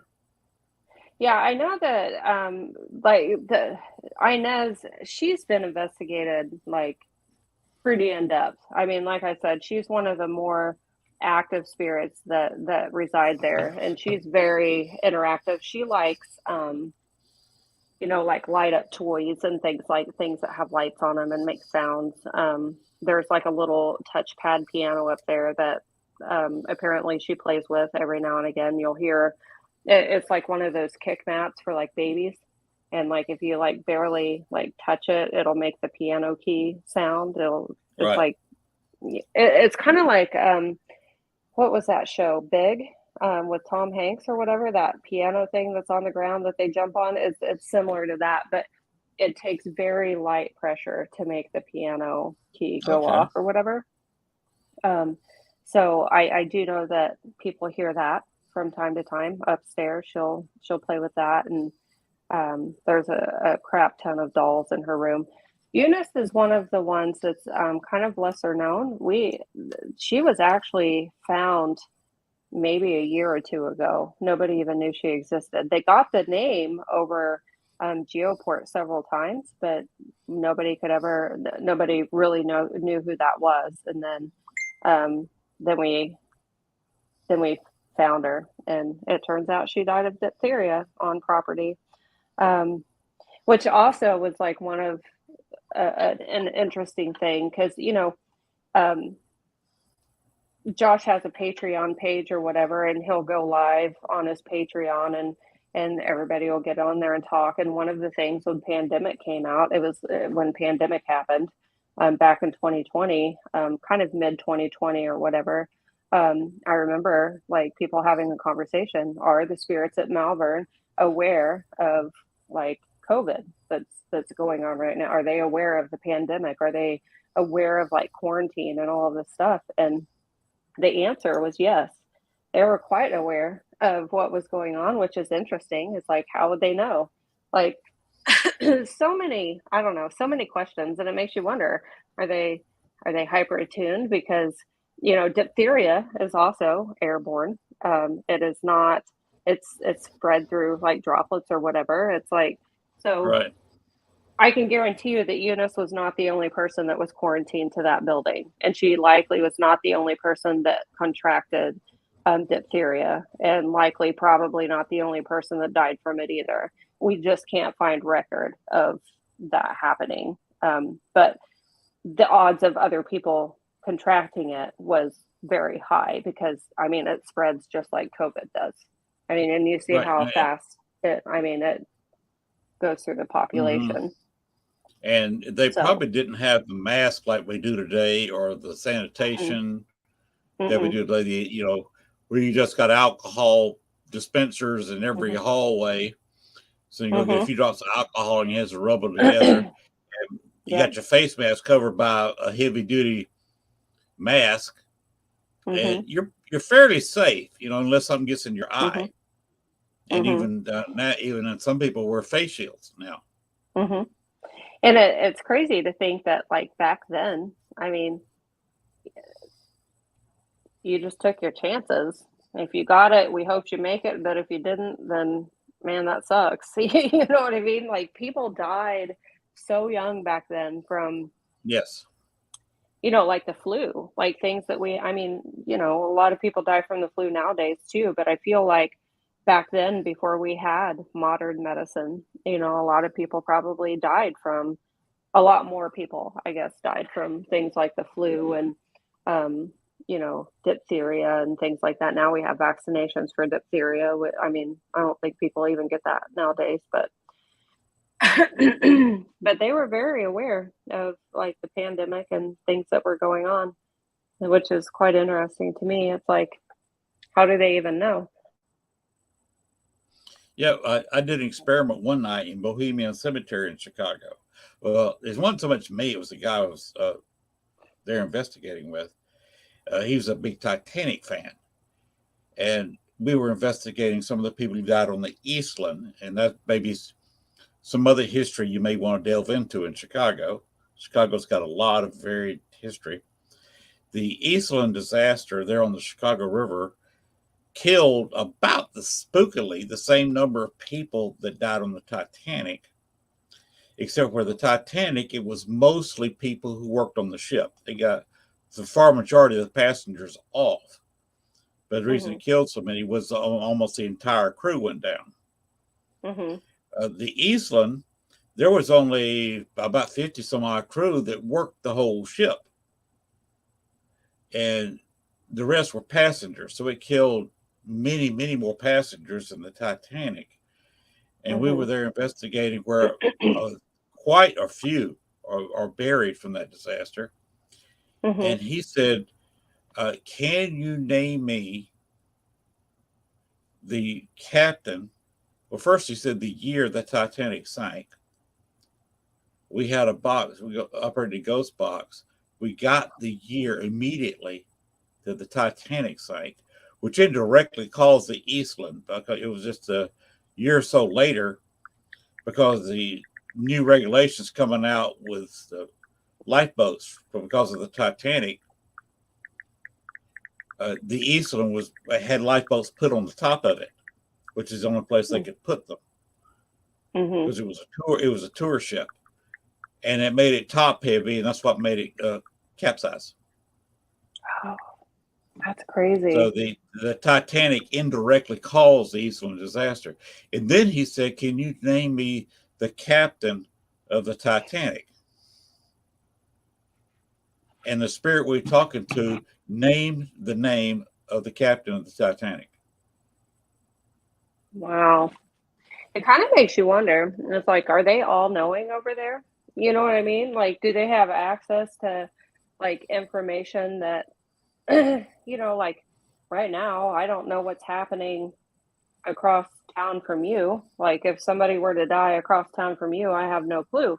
But like, if we were ghosts, do we have access to like all of that information? You know what I mean? Are we somehow in the know with, I mean, it seems impossible because that would be a lot of people. That would be a lot of information.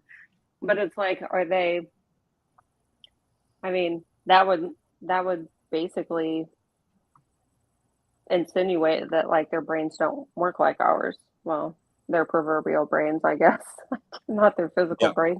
But you know what I mean? It's like, I don't know. Like it makes me wonder, are they all knowing? Do they somehow know things that like most of us wouldn't have access to? And that's kind of an interesting thought. It's interesting. And I'll throw something else interesting at you. Through my research at Bachelor's Grove, I got a conversation with a youngster that was indeed buried there. And she finally got to know me. It took a while, but got to know me well enough where she would talk to me. And she 3 or 4 times actually followed me home.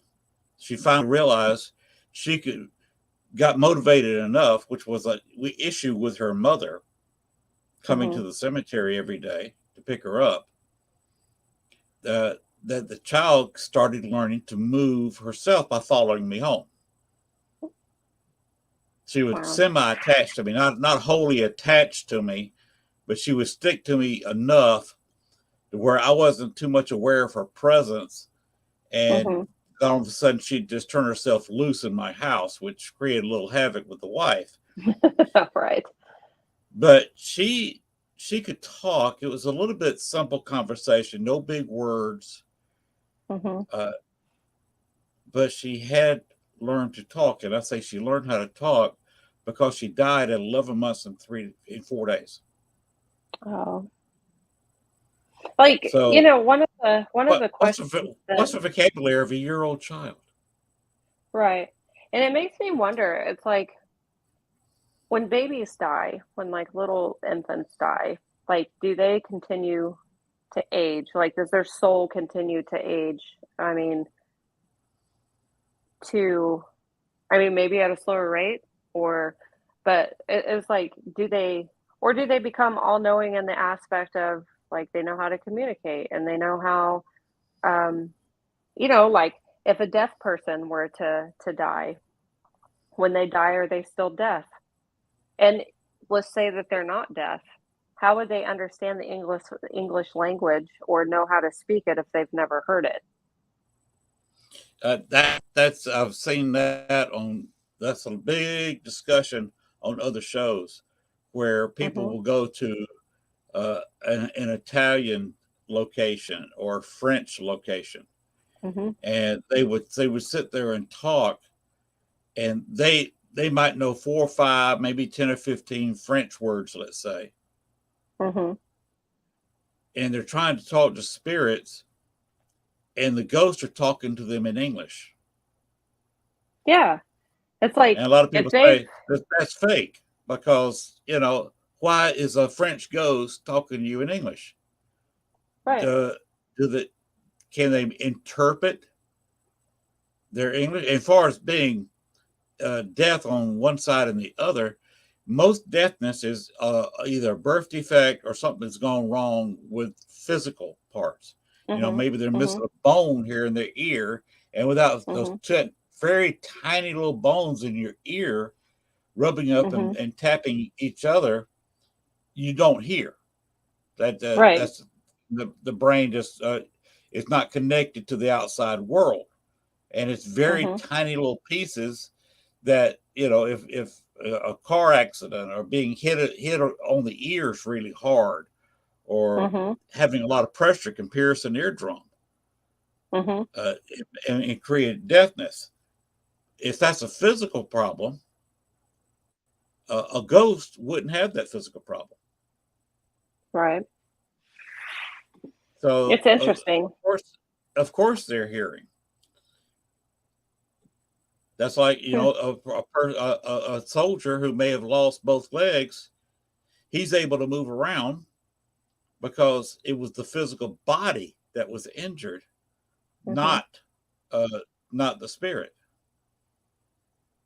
And it also makes me think about, like um somebody that's deaf, somebody that's living that's deaf.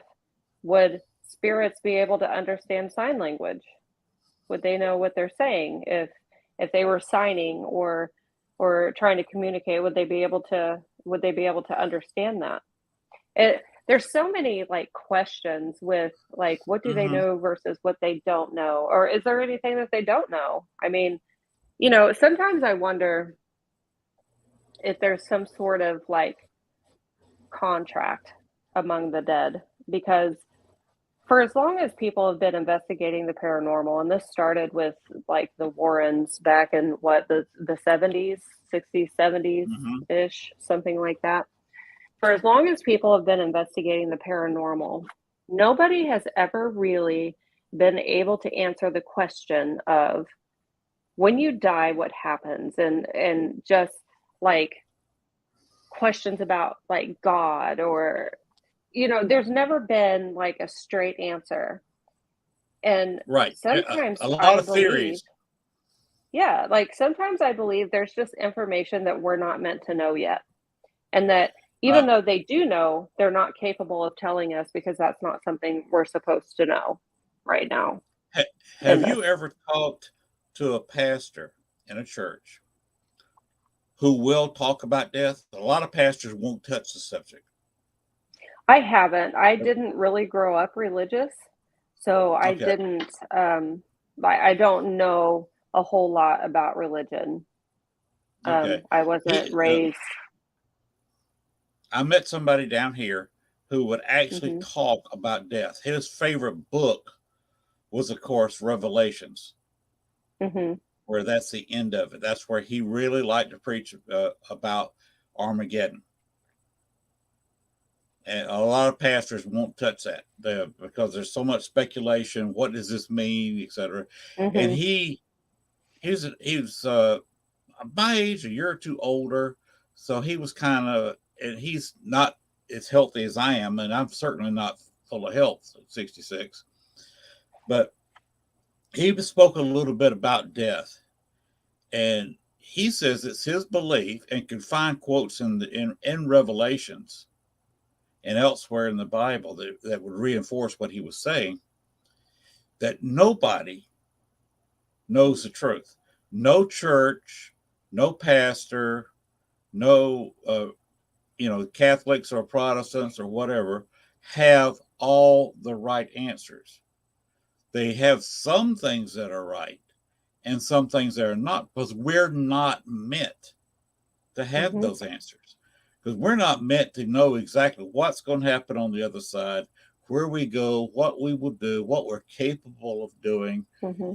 They decreed, according to religious beliefs, that God decreed that you will not have such knowledge. Mm-hmm. And there's all, of course, And there are that little makes things sense to leak me. out. Yeah, like angels. You're not supposed to know the correct what angels really look like. Mm-hmm. And the people I know who have actually says they saw angels, either saw just a mass, something shiny, something bright, they figure was holy, or they saw the classical Middle Ages version of an angel that was basically a human with wings and a robe. Mm-hmm. Because we're not supposed to know what an angel looks like. We don't know what God looks like. They're all spiritual. They're not walking around with a body. When God created man in his own image, he Mm-hmm. also created the body as out of clay, because we're basically some chemicals mixed with water. And you could go to a Right. chemical store. You could probably buy the chemicals the correct amount, the spoonful of this, a spoonful of that, a cup of this, a quart of that, for $25, $30. And you've got all this chemicals. You add water, theoretically, you have a human being. Of course, we know it doesn't work that way.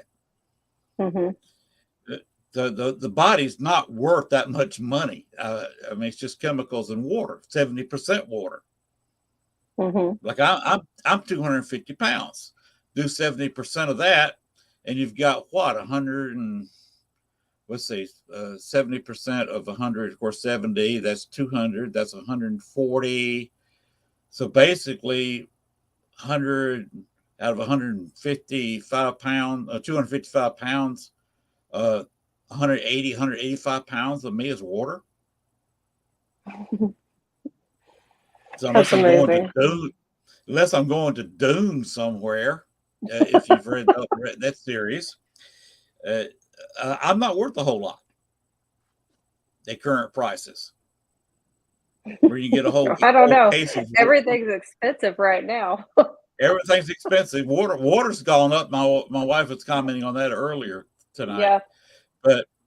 But anyway, he created us in our own image. He's a spiritual being, which means he created the soul like him to be a spiritual being. Mm-hmm. And the human mind has a lot of powers. It's not the mental stuff here. Mm-hmm. That's just how we operate as a living being. The soul operates on electricity. Mm-hmm. Because what gives life to a human being? Of course, you have the physical stuff, Mm-hmm. but when the mind kicks off working, you get that electrical impulse, which only the mother can give.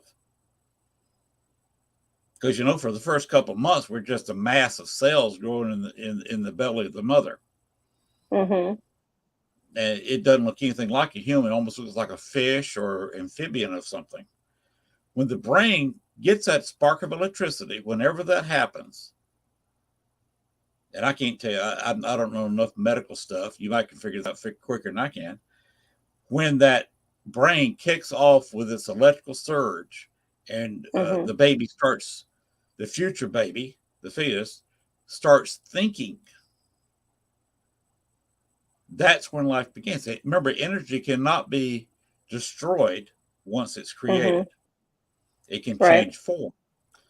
So is the soul that little spark of electricity that cannot be destroyed when the body dies, leaves the body, becomes what we call a ghost or the soul, Mm-hmm. and has to either dwell here or move on, and has to be around an electrical source. And I can back this up by a statement I made at a local courthouse. So I've lived here only just here in Star City in a couple of months, when the person that helped us with the house that worked at the courthouse, they got the papers ready for it. She liked to delve in the paranormal, and she was retiring. She wanted to get me on her last day to do a paranormal investigation of the courthouse. So I was in the courtroom about 1 o'clock in the morning, 1 o'clock in the morning. And there was 12, 13, 14 people sitting in the seats of the courthouse. And I was up there standing between the tables. You know how a courtroom is set up. You got the law, you got the judge up front, and you got the two tables where the different lawyers sit and they argue with each other. I was standing there in the middle of that space, and I had a ghost box, a form of a ghost box going on called Echo Vox. And I said, okay, you're not talking as much as you were. Are you getting tired, a little bit low of energy? And they said, yes. I said, well, we're about to conclude for the evening, because we're all tired too, because everybody had worked a full day's work because it was a Friday night. And I said, by the way, where do you like to recharge? How do you recharge? Do you use a light bulb or a wall socket? Female voice said a light fixture. A male voice said a wall socket. And then the female voice come up and said, smart man, for asking that question. And the people, they were ready, they were tired, they were thinking about leaving. When that came through, they were ready to go. You can imagine some people that were on their first ghost hunt. Yeah. And were just, and a lot of them were doubtful. Are we really talking to a ghost or not? And I asked that question and get in that conversation. And then she says, smart man. They were ready to go. When that conversation started, a couple people was getting up. And by the time I ended the conversation by saying, you're a smart man, I said, well, thank you. I guess that's going to be all for the night. Just about everybody had stood up and starting to walk out of the courtroom. That's amazing. You get an answer like that, it's time for most people to go. Yeah. Yeah. There's people today, and this was 6 years ago, and my wife and I still occasionally have, oh, your husband's the one that did an investigation at the courthouse that night. Because they went, those 10 or 12, 15 people that were there went and told everybody about that. That's how it usually goes, right? Everybody in Star City knows that I'm a ghost hunter because of that. I love it. And that's the best. What an incredible research answer, though. Yeah. There I had two agree. ghosts, and one of them admitted they got recharged, they got their energy from floating around light fixtures, and the other one said he liked to go around and get the leakage off a wall socket. That's interesting. That's an interesting concept. It's just something to discuss and think about. Yeah. There are electrical energy that may have to recharge and absorb another electrical energy, be it absorbing it from another person. The body, the electrical energy our bodies generate by moving around. Or they can go, if there's some leaky older house with a little bit of electricity running to it. And of course, all wires leak a little bit. There's nothing perfect about our electrical system. They all leak power, going around to the electrical system and absorbing power that way. So that opens up all kinds of doors for research. Yeah. That's an interesting concept for sure. All right, well, let's Definitely, go on. like, yeah. But do what now? Oh, it would just, that would lend to some really interesting experiments, I think. Yes, it would. Like all these, what do they call it? The ones that say put the power in the room. Yeah. Uh, Yeah. Basically, all you need is one of the, Jacob's ladder or something, anything with electricity that leaks. Yeah. Yeah. Which go if you just got a flashlight, which are notorious for leaking, anything running on batteries, or anything you've got plugged in, like your lights or whatever, they can absorb that power. That's why a lot of people have trouble keeping their batteries recharged. Any kind of leakage like that, they can start sucking the power out of it. And that's why some people start feeling down, because they may not find a battery charge and maybe pulling the power out of you. It makes sense. All right, let's get back to your books here. Yeah, for Did sure. we cover much about We Are Edinburgh Manor? That's the one that I went through. That's the one you went through. Okay, we pretty well covered that one. And So let's go. the news book for the sale on Amazon is $51.18, and they can order from me for $35, free shipping, and you can get paperback or coil bound. Okay. Just but best way to get hold of you is I got your Facebook page link going right down at the bottom. Ask for a friendship and then just send you a message. Okay. Yep. Let's go to the next one. I forget what it is. Oh yeah, we pretty covered this one too. This is a creepy looking cover to me. You got kind of a red light. I don't know how you got that photo, but you got a model under some red light and took a picture of him. I don't know where you got the cover, but that's interesting. This book on Amazon, it's $50.56. If you order from me, it'll be $35, free shipping.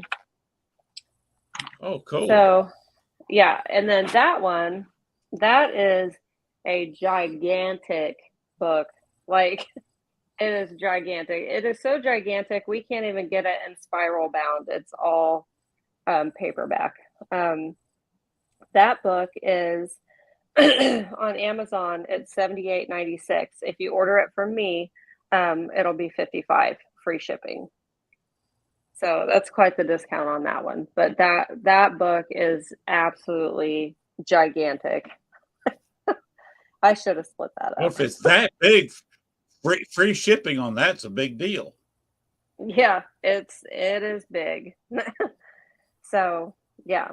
So that one is that's the biggest one that I have. That one is like 600 pages, something like that.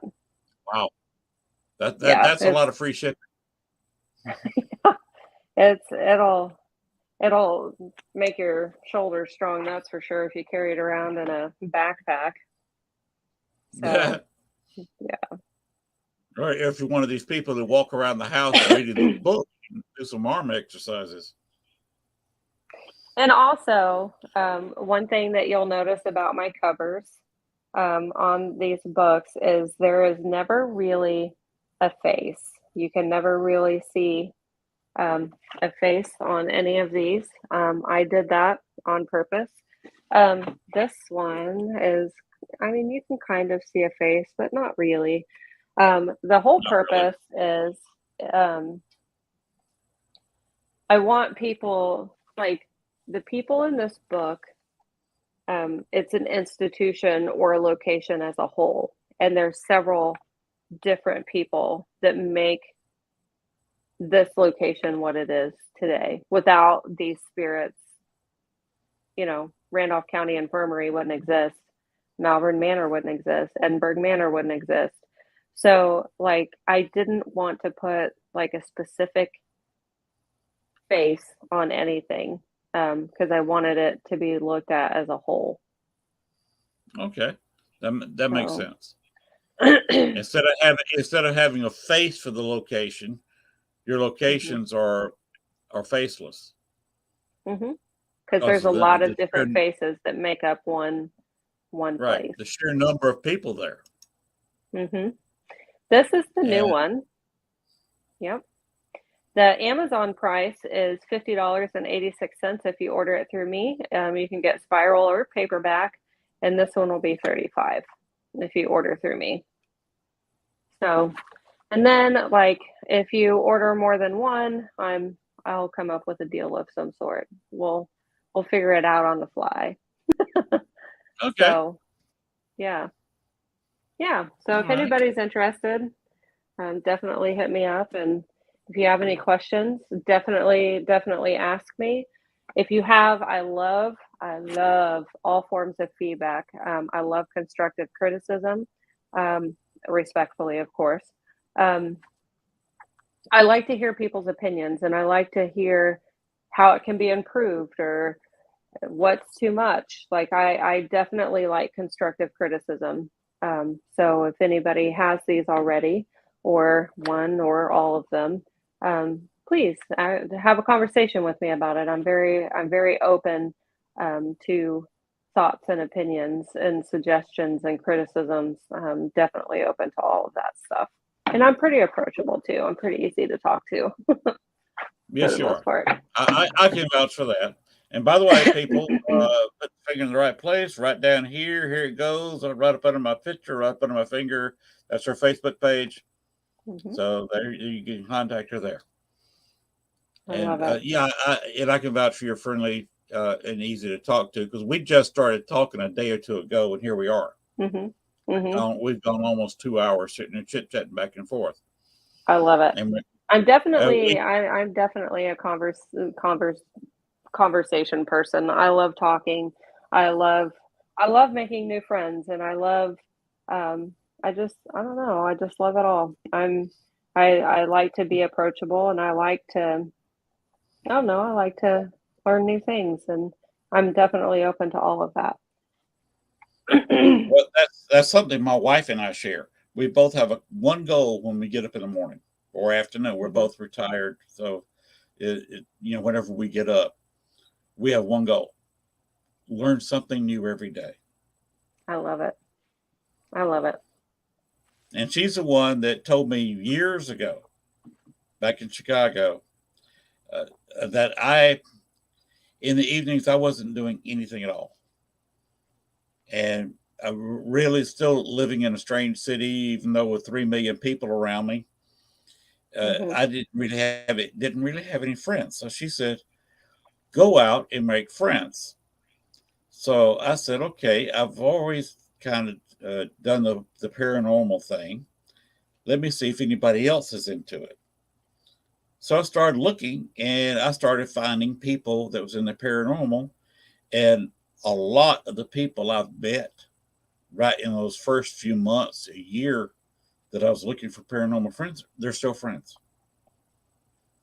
I hadn't lived in Chicago in 6 years, and probably will never go back there. So these are people that more than likely I will never see face to face again.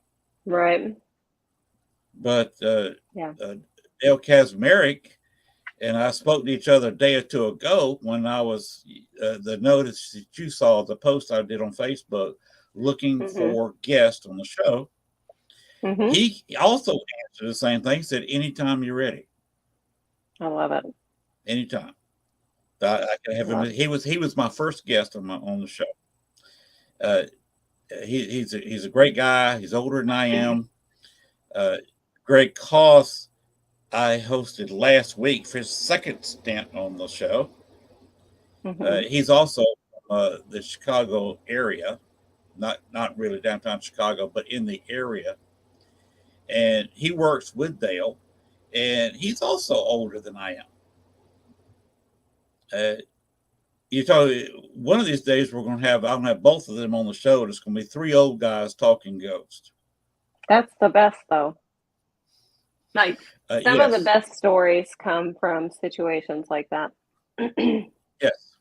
I was talking about Bachelor's Grove earlier.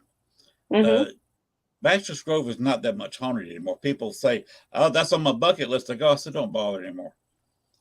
Right. Go somewhere else," because the Forest Preserve is now they've got cameras up. The locals, it's been for decades a mark of a man that if you want to call yourself a man at 16, 18, whatever year you're calling yourself grown man, you had to go to Bachelor's Grove to prove it at night and be able to sit in that cemetery by yourself at least for 30, 40 minutes, maybe an hour, and maybe kick over a headstone or two to call yourself a man. And for some reason, the local just got stuck, traditional wise, got stuck in their head. You had fathers went through it when they were kids, and they don't demand their kids go through, but they kind of tell them stories. That's Right. kind of what you need to do if you want to call yourself a man. If you Right. think you're grown, go in there. And now they've got cameras; they're watching it much more carefully, and it's still, I think, it's a $50 or $70 fine if you get caught in there at night. That's for the Forest Preserve, because they assume that if you're in the cemetery, you walk through Forest Preserve property to get there, or you're going to have to walk Forest Preserve property to get out. Mm-hmm. Which I got away from because I was in the cemetery, not on the Forest Preserve. They have attracted somebody to the front gate, and if they really want to write you a ticket, they will reach across, grab your belt or grab your arm, and pull you over the border to where you're standing in Forest, and then give you a ticket for that crossover. Oh wow! They don't mess They have around. done that. No, they've been very tight. One of the retired officers in the area did it. I think it may be on YouTube if you looked it up. I don't remember his name, but he put out a video warning of things he'd seen in there. He's seen people walking around at night in the Forest Preserve with guns, with not very large knives, with machetes. Golly. And it's such a weird area. There's an Indian village that used to be just 400 or 500 yards from the cemetery. Before the Bachelor's Grove community was the German gentleman moved in. And the theory is about 400 years ago, it was wiped out. And if you look in your history, there was several Indian tribes who that was their speciality. They would get a weaker tribe, and we're talking about a tribe of 70, 80, 90 people. And they would go in there and wipe them out, and wipe the men out and take the women and the children for their own. That's how they would decrease their numbers. Savage. Because they needed women. They'd go in there, take their women and take their children and indoctrinate them in their beliefs, and they would become members of that tribe. That's been kind of confirmed through ghost boxes. And we go back to, how do you communicate with an Indian who died 400 years ago, who'd never seen anybody speak English, to say, anything of learning how to speak English. Yeah. He never saw spoken. Because 400 years ago, there was no English speakers in that immediate area. Right. There were maybe French speakers coming through, but that's it. And the odds of them seeing each other was remote.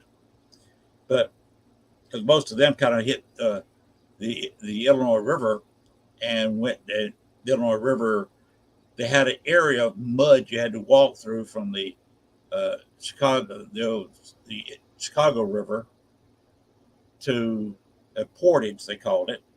Had a couple of miles of just muddy flats, and you could get to the Illinois River, and you could go the Illinois to the Mississippi, go down to the Gulf.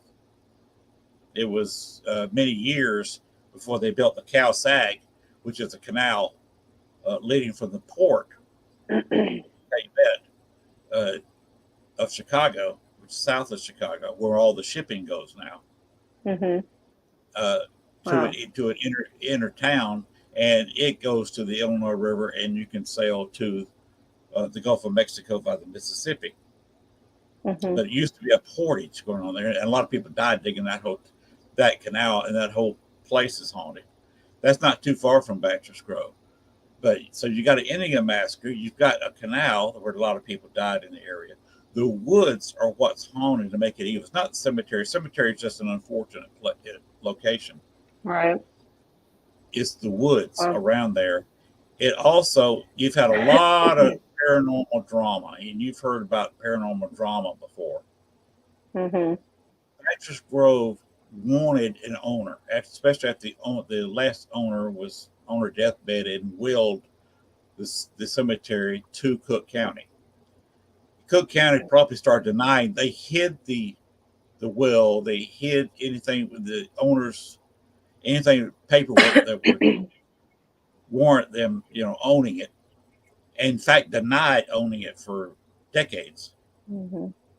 Because they knew that if somebody got hurt and found out that it was belonging to Cook County, counties, of course, Cook County's got millions and millions of dollars, in the bank, reserves, expenditures, etc. Right. Because of the population of the area. Because a lot of people don't consider, okay, Chicago's got just under 3 million people now, because a lot of people have left the area, but you've got about another 3 million people living in the immediate suburbs in Cook County. Right. So you got a lot of tax money there. But they didn't want anybody falling off a headstone, getting hurt, and suing the county for $1 million. That makes they always sense. denied ownership. So if you wanted to sue them, you had to go to a judge being paid by the county. Yeah. And trying to convince them to make a ruling against the county, his employers, for a few $1 million because you were stupid enough to crawl up on a headstone and drop it on your leg. Yeah. As you tried to kick it over. So the whole cemetery wants an owner. And if you go there very often, it starts wanting to attach to you, the whole cemetery. Oh, and boy. You start talking about owning it. Next thing you know, you're listening to yourself talking to people there in the cemetery, and you're talking about what you would do if you won the lottery, would spend every dime of it buying an abandoned cemetery. Wow. And buying some of the land around it, building a house overlooking this completely dead, long abandoned cemetery.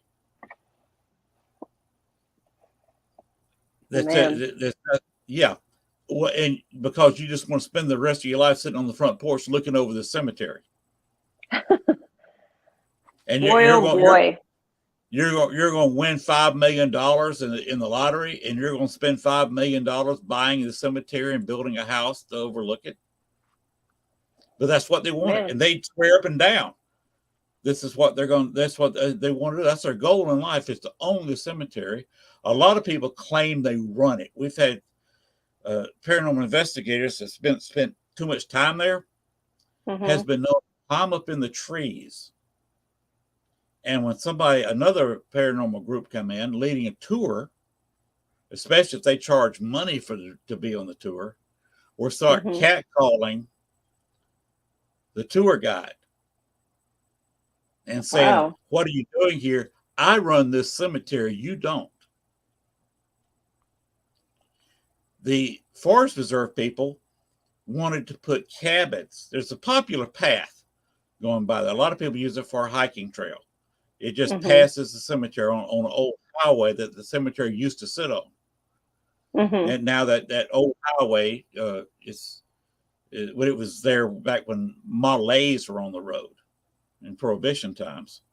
And now it's a walking trail. They wanted to put some cabins there and rent the cabins out. But there was at least 3. I'm not going to name names here. I'm not like that. There were at least 3 paranormal investigators who were screaming at the Forest Reserve that they wanted the cabins every weekend for 3 or 4 years and pay that in advance. to rent if they built 3 or 4 cabins, pay the rent for 2 nights at those cabins, so they had exclusive use Friday and Saturday night, and a lot of the day Sunday, so they could charge people exorbitant amounts of money to stay in those cabins and do paranormal investigations of the cemetery. And they had these people yelling and fighting in front of them. And the Forest Preserve said, "The hell with this. We're not building any cabins. We're not even going to try." Right. I don't blame And them. there is, to this day, several paranormal people fighting, saying they run Baxter's Grove Cemetery. And they have exclusive rights to do tours. The Forest Preserve has told them no paid tours are coming through our property. And there's no way to get to the cemetery without walking across Forest Preserve property. Right. The only place to park your car is a Forest Preserve parking lot. Right. And then you have to cross the highway, so you got all that to deal with. And so they've told no paid tours. Some people can come in here, look around. Maybe you can do a guided tour if you want to. And I've done quite a few, but never for money. They say you can do this. If you just want to bring some people back here and show them everything, that's fine. But if money's exchanged, well, we're going to stop your tour. Yeah. Well. And like I said, one guy would climb the trees and start catcalling on these tours. He started slamming the camera, whatever kind of camera they had. He said, that camera's no good. What you just said is not right. And sitting in a tree doing this. This is grown people in their 50s. That's crazy. I try to avoid drama as much as I can. I'm like, I ain't got time for that. Yeah, but this is the mess that's Baxter's Grove. Yeah. I got out of all of it, and like I said, I'm not naming names, but I never got that part where I never wanted to own the place, never wanted to run the place. Right. I just wanted to do research, and if you look up, have you got a computer where you can look up something on the internet on Google? Right now, turn your Google machine on. Okay. And just type in ghost picture. Okay. And see what comes up. Do you want do I look under images? Yeah, look under images. Okay. Do you see a picture of a figure sitting on a stone? Mm-mm. Should have. I get a lot of just like the generic. Okay. Put in maybe best ghost picture or something like that. Or white lady. Okay. Because the white lady on the stone in Baxter's Grove is one of the best known ghost pictures ever taken. And usually comes up really quick in a Google search. Usually comes up real quick in a Google search. That was taken by Judy Huff while she was working under Dale Kazmarek's Ghost Research Society back in either 92 or 93. Wow. And they both share copyright because Dale's got his ducks in a row. It's a not-for-profit corporation. And it says in his bylaws that if you're on an investigation with his team under his flag, that where normally if you take a picture with your camera, you have copyright to that. That's your photo. Right. But if you're working on a tour with Dale Kazmarek under Ghost Research Society flag, you and him own copyright. Well, not him specifically, but Ghost Research Society owns half the copyright along with the photographer. Judy Huff took the picture. She was just taken in the middle of the cemetery and just put a camera up and snapped a picture across the cemetery. Just a generic, raise your camera, take a picture. Using infrared film on a 35 millimeter camera. Of course, there was no digital cameras in 92, 93. Right. She blew that picture up, saw something in the background, blew it up, and that's what you get. Wow. That's she did pretty... not. There was hardly anybody in the cemetery. That was nobody on the team. That's an iconic catch. Yes, that is one of the greatest catches in the history of ghost hunting, right there. Wow. And I've met these people. They're both very nice people. I've talked with Judy several times, and she was on Ghost Adventures once when they were calling people out to Vegas to interview people where they could look at the negative of that picture, and they determined, and this is a third group that determined this, that the negative was not tampered with. Wow. But you can see the image in the negative, but they said the negative was not tampered with at all. All that is just blown up so you can actually see more detail. Wow. Dale had no clue who this person was. No, people had ideas. They figured it was the lady that was buried there. The stone itself had got moved many decades ago and is not on a grave. There's nobody buried in that spot. It's empty ground. Oh. There's no record of where that stone was moved from. So they don't know where the proper place is. Right. And sorry. Oh, sorry. I was my dog. I understand. Anyway, so I started digging, and it took me 2 to 3 years. I found out who the lady was. Oh yeah. And then verified it. There is in Chicago. There is a house that's let's see, her name, she was married to John Humphrey. The Humphrey house was completed in 1880, and it built in a town that John Humphrey was the first mayor of, because he incorporated the town. There was nothing there. He built a town with his 2 hands and a few friends and some cash, and brought the railroad there. He was a state senator, and he was the most powerful man in Cook County outside of Chicago. Wow. So he founded this town, but in his younger days, before he was state senator, of course, his family had money, and a lady he was looking at had money. So it was an arranged marriage with his wife, Amelia Patrick.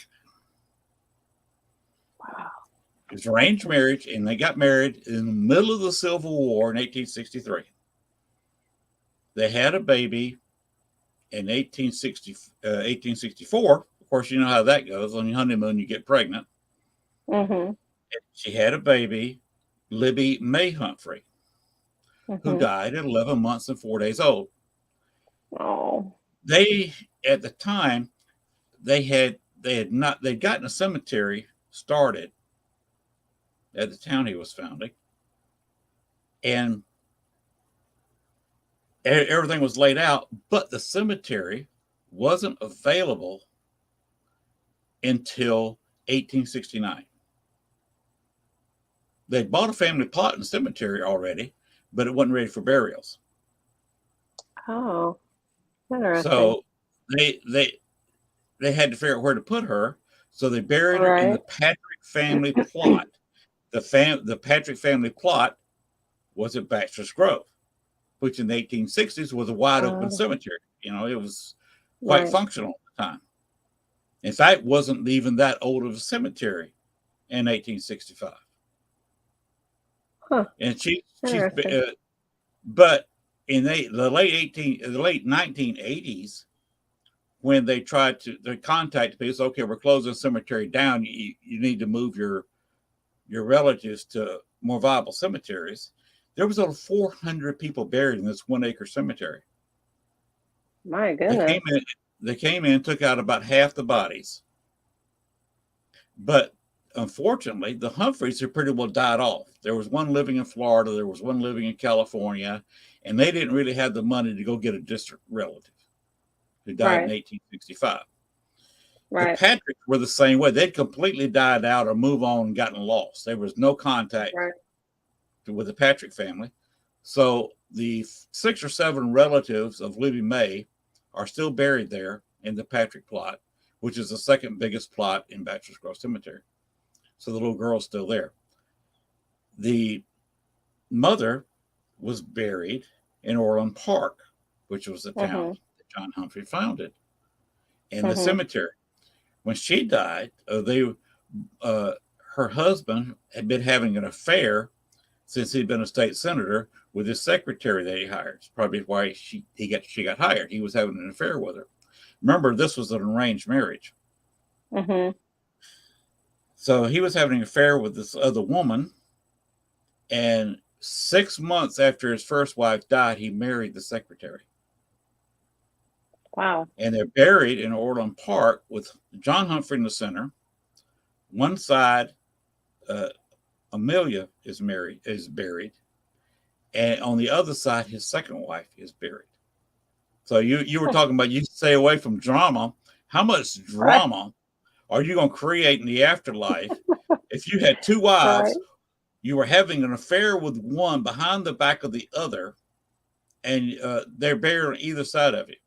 And the children that died and were buried in that cemetery are buried by their mother. So you got children of each wife buried on the other side of the wives. Man. So what was happening, because there was so much stuff going on in Bachelor's Grove, Amelia would come there, pick up Libby May at night, and take her away from all that. Wow. And it took me about 3 years to dig up all that information. And that's interesting. Several people, including Dale Kaczmarek, has confirmed by talking to Amelia that she is indeed the White Lady of Bachelor's Grove. Wow. And the reason she really was coming cool. there was, and that's why Ghost Adventures did not want me telling this information to them when they investigated Bachelor's Grove, because they asked a few questions before they were given my phone number. They asked a few questions, and basically, you know how they are. They wanted something demonic. Oh, yeah. And the mother's love of her firstborn child is not scary. Right. I would agree with that. So you were asking how things work when you die. There's part of it. Love's a very powerful thing. Yeah, it really is. It really is. And let's see, what time is it? It's after 12. Wait a minute, Yeah. what in the world's going on here? I didn't even do our When thing. you're having fun. We are in overtime. We have gone beyond our 2 hours. We are in overtime. Overtime. Wow, look at that one. It's called overtime, mainly because we've been in overtime for 19 minutes. And I am allowed by my network to have a little fun with overtime. Have I got enough overtime buttons here? Because it's supposed to be a 2-hour show. But since I was starting at 8 o'clock and there was a show after mine, so I had to shut it off pretty well. I'm talking about, Central Time. I was starting at 8 o'clock, and I pretty well get off at 10 because there was a show after mine at the time. Right. And we kept running into. I was starting the show at too close to supper time. Yeah. And some of the were trying to work around eating, and so was I. And I said, this is just not working. And there was another show on another network on the same exact time as I am. Miranda, the ghost biker, if you know her. Okay, from look up Ghost Biker on YouTube. She's got a very nice show early in the evening. Okay. She started the same time I did, 8 o'clock Central, and I was going up against her. And I was a guest on her show one night. She was a guest on mine, and we had interesting conversations. And I said, I got to get away from this time period because there was a couple other paranormal shows on earlier. I said, I want to get pretty well by myself.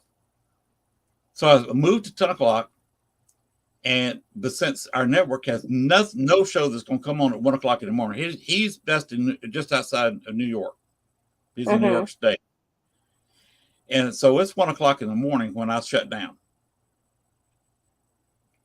No show comes on this network at 1 o'clock in the morning on Eastern time. So basically, I can run as late as I want. I had a couple months ago, a young lady out of California. We went 3 hours and 40 some odd minutes. Wow. Yes, that's almost impressive. 4 hours. Yeah. We on one of the shows I do it hanging around the chat room. Rob Hernandez, he operates the show on Wednesday and on Saturday nights, Ghost Box sessions. His show started at 2 o'clock. He's on the West Coast. It started 2 o'clock Central Time. One night we just decided to set the record for the length of show. We went all night. The wife woke up, ate breakfast. She's on a little bit of medication, and she said, "Okay, I'm going to bed." She sat there and went to bed, took a nap, got back up, and we're still on that show. Wow. You had your Stay Strong on. Especially him. He's the one that's doing all the Ghost Box sessions. Right. He says, I'm too tired to do that ever again. Right. He paid dearly for that. And so he doesn't do that anymore. In fact, he is changing the show around where instead of 2 o'clock in the morning Central Time, he is now starting the show at 8 o'clock. Oh, that makes sense. In fact, we've got a long Zoom call tomorrow. Yeah. Because there's another person that comes there a lot that's also got a show, and we're kind of getting together, changing ideas. Kind of like we are tonight, changing ideas and learning a lot about each other. And we're going to go on the Zoom call tomorrow night. Where we can all 10 or 15 of us can sit there and talk on the Zoom call for no telling how long. That would be fun, though. Oh yeah, it's always fun. There's some talk. A girl that helps him out doing the show wants to set a paranormal record of a 12-hour Zoom. 24-hour Zoom call. Oh goodness, I'd be like, count me out. Yeah, well, not everybody staying up. You have everybody on there. You kind of have somebody in charge, and then in a few hours they get tired, go take a nap, and somebody else takes. Well, that makes sense.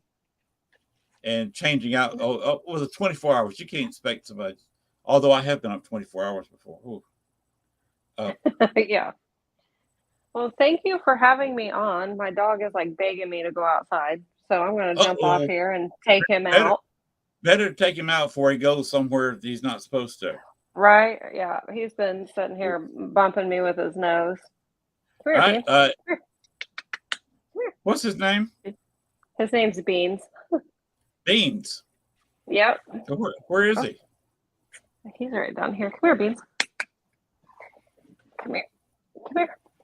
I'll show you. He usually jumps up here. Come here. He's there we go. He's a mini Australian Shepherd. Oh, there you are. Hello, Beans. How you doing? Beans. He's like, what? He hears his name. Yeah, I have my AirPod in.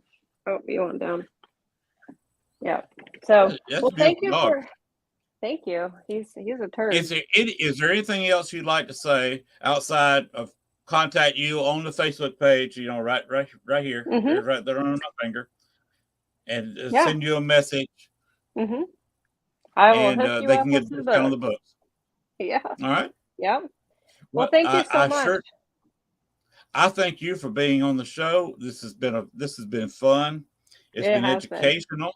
I can see why your books are expensive, but I can see where people will get their money out of them, especially if you went to the location. It's almost a guidebook.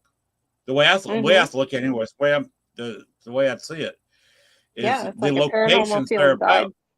Yeah, exactly. It's like almost like an instruction manual of these locations. It is. It'd be an amazing book to have if you're going to this location. I just hope people fall in love with them because they really are, in my opinion. I think not only are they useful, but like just the stories are amazing. I think so. I fully Yeah. agree. The stuff you've got in there is just absolutely amazing. Thank And you. that's a lot of work, and you're to be commended for all the hard work you've gotten to. So Thank you so much. I hope you sell a lot of books, and I wish you luck in what you do in the future. Thank you so much. Thank you very, very much. Thank you for the And opportunity. oh, you're most welcome. I'm just glad you were here. And if there's anything I can do for you, just let me know. Oop, you muted yourself. There we go. Can you hear me okay? Oh yeah. Oh, my AirPod died. That's what happened. Ah. All right. Well, thank you so much. And if I can do anything for you, please don't hesitate to reach out. I appreciate that. I think we've brought a little friendship up here, even though we've never spoken to each other before. Day before yesterday? For sure. So absolutely. So, go out, take your dog out, let him relieve himself on his favorite tree or fire hydrant or whatever. Yeah, he's still bumping me. Yep, he's got to go. He does. All right. Well, you have a good night. Be honest, he's not the only one. Good night, and take care, and happy hunting. Thank you. See you later. All right. That's the end of our show tonight. We went overtime. We went 30 minutes over. We're not going to talk about that. We did go to overtime. I did show it. We went overtime a little bit, and now we're over overtime. And you know what time it is? It's time for me to get Bones to get us out of here. Let's go home. I will have guests for the next few weeks. I will be announcing, and I know who's going to be here next week. Let me get over here, and I can tell you real quick this kind of schedule.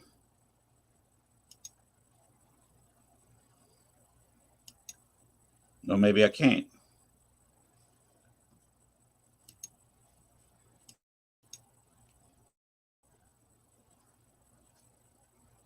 I hate it when you click on things and nothing happens. Oh, well, I can't. It's not wanting to work. Oh, well. Anyway, I believe I'll have a psychic on next week. So he'll be doing some readings. And I still don't know why I cannot.